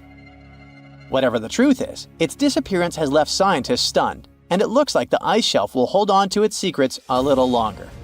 At least we gained a treasure trove of knowledge from Rand's journey. Scientists keep exploring Antarctica, looking for history that hides under the snow. For example, they discovered that around 90 million years ago, a lush temperate rainforest thrived near the South Pole. They revealed an ancient world far warmer than they ever imagined. Deep in Antarctica, they unearthed fossilized roots, pollen, and spores preserved in the soil. All this shows that there was a swampy rainforest that flourished despite months of polar darkness. All these discoveries changed our understanding of Earth's climate, both in the past and the future. Surprise! There's more than 7 continents on our planet. Argoland, a hidden continent, may help us understand how our planet will look in the future. To find out how it hid from us and what secrets it holds, well, you'll just have to keep watching. Ready for a mystery? Scientists have been looking for a piece of land that's been missing for over 100 million years. Not exactly newsworthy, since people search for information about our planet's history all the time. You'd think it was probably this minuscule island somewhere in the middle of an ocean. Well, you'd be wrong, because this continent used to be as big as the entire U.S. territory. For a long time, geologists have been wondering whether a massive chunk of contemporary jungles of Southeast Asia. The continents we see in our geography manuals these days are like scattered pieces of a puzzle. There's even a nice experiment you can conduct to see for yourself. Find a world map online and print it out. Cut out all of the continents and play around with them for a while. You'll see they all fit together. Probably the most striking thing you'll see is how South America perfectly fits near Africa. If you close up the oceans that were formed in the last 200 million years, the continents look like they form a giant letter C. And that C is what scientists call the supercontinent Pangaea. It was swimming in an ocean called Panthalassa, and the inner portion of that letter C had a smaller stretch of water called the Tethys Ocean. It is in this small ocean where things get interesting. Back in the Jurassic period, this vanished continent, which scientists started calling Argoland, vanished and left a hole in Australia, now known as the Argo-Abyssal Plain. Geologists initially believed this was all due to a process called subduction. It's when one piece of the Earth's crust dives under another and recycles it into the planet's mantle. Usually, specialists track this continental vanishing through off-scraping. That's how they figured out, for instance, that India bumped into Asia and gave us the majestic Himalayan mountains. But for Argoland, things were a bit more complicated. Bits and pieces were popping up in places like Myanmar and Indonesia, but they behaved like these time-traveling relics, looking way older than when Argoland supposedly separated from Australia. It immediately raised the question, if one continent can behave so weirdly, how many others are out there doing the same? Thankfully, scientists have now put together the entire timeline of Argoland and figured out its mystery. It didn't sink or get swallowed up. It simply transformed into an archipelago, breaking into smaller pieces, called microcontinents, and floating away from Australia. These mini-continents then took a little journey before settling down in Southeast Asian jungles. This discovery fits right into the whole Pangea puzzle. It helps us better understand how continents break up and make up, all in one discovery, revealing secrets of biodiversity and climate back from in the day. If you'd like to find out more secrets about history, civilization, or random day-to-day objects, be sure to like this video and subscribe to the channel. Like, for instance, the mystery behind this invisible species line in Indonesia. It's called the Wallace Line, named after the British explorer Alfred Russel Wallace. Over 150 years ago, Wallace was on a journey around the Malay archipelago, visiting thousands of islands. What he found was that animals on one side of this invisible line were considerably different from ones on the other side. This invisible line is like a wall between marsupials and tigers, for instance, or honey-eaters and trogons. But now we know that around 35 million years ago, Australia broke up with Antarctica and collided with Asia, and this continental love triangle triggered significant changes. It didn't just change the way the land looked, it also messed with the species of animals on each side of the Wallace Line. In more recent times, a bunch of specialists published a study saying this collision and climate chaos made Asian species comfy living in the Malay archipelago. Meanwhile, the Aussie animals weren't as happy with the new environment. It was too hot and wet for some, and others just couldn't handle the tropical island lifestyle. The discovery of this continental shift towards Asia might also explain a recent finding of a human species that didn't seem to make any sense either. You see, in this hidden cave in the Philippines, archaeologists stumbled upon a new human ancestor. It seems that about 50,000 years ago, on the island of Luzon, there was this ancient human-like species. The lead researcher believed this finding was crucial for understanding human evolution in Asia, and it named this new species after the island, Homo luzonensis. Now, here's where it gets a bit confusing. The bones found by archaeologists had one small problem. They had a weird mix of traits that hadn't been seen together in any other hominid species. Smaller teeth, similar to ours, yet hands and feet that were more like our ancient humanoid ancestors. It was those throwback limbs in particular that connected this human species with the long-lost Southern Territory. That's because they have this primitive look, like these hard-to-pronounce guys, for instance. Only these two species are separated by 2 to 3 million years of time in evolution. Many have wondered, is Homo luzonensis really a new species? Not everyone is convinced. But it may also explain why living creatures are also affected by the constant shifting of the land underneath us. Now, just because they haven't changed much during our lifetime, it doesn't mean our continents will look like this forever. They evolved from this large megacontinent, and they'll most likely end up in a similar position in the future. On that note, a geologist from a European university tried to predict the future of Earth's supercontinents. As a starting point, he used an earthquake that occurred in Portugal back in 1755, when tectonic plates behaved a bit differently than they should have. After years of research, he came up with a theory in 2016. He believed that the stitches between these tectonic plates might be coming apart, setting the stage for a bigger rupture. It's like when glass cracks between two holes in a car windshield. If this happens, a subduction zone could stretch from the Mediterranean all the way up past Ireland, bringing volcanoes, earthquakes, and new mountains to these areas. If all goes according to this plan, the Atlantic Ocean will disappear, and so will the Pacific, turning into one large stretch of water. Instead of the 7 continents we know today, we'll get a new supercontinent, which he called Arica, because it would have Australia and the Americas at its heart. Now, it's not the only possible scenario, though. Novo-Pangea might be another, and it's easy to foresee. The Atlantic stays open and the Pacific closes. Then there's Amasia. For this one, you'd have to imagine the Arctic Ocean closing and the Atlantic and Pacific staying open. Everything shifts to the north around the North Pole, except Antarctica. One final scenario would be called Pangea Ultima. Slow down the spreading in the Atlantic, and a new subduction plate pops up on the America's east coast. Well, either way, if all the continents collide in the future once more, some say it won't be fun to experience. It's believed that in around 250 million years, we'll feel like we're being trapped in a sweltering, soggy plastic bag. Weirdly, that bag will be the best place to live on Earth, the coastal areas. As for the inland spots, they'll be sizzling, like a desert on fire. Many of the species of animals we know today might not make it. As for us humans, we'll need to be creative if we want to withstand the heat. We should be thankful, though.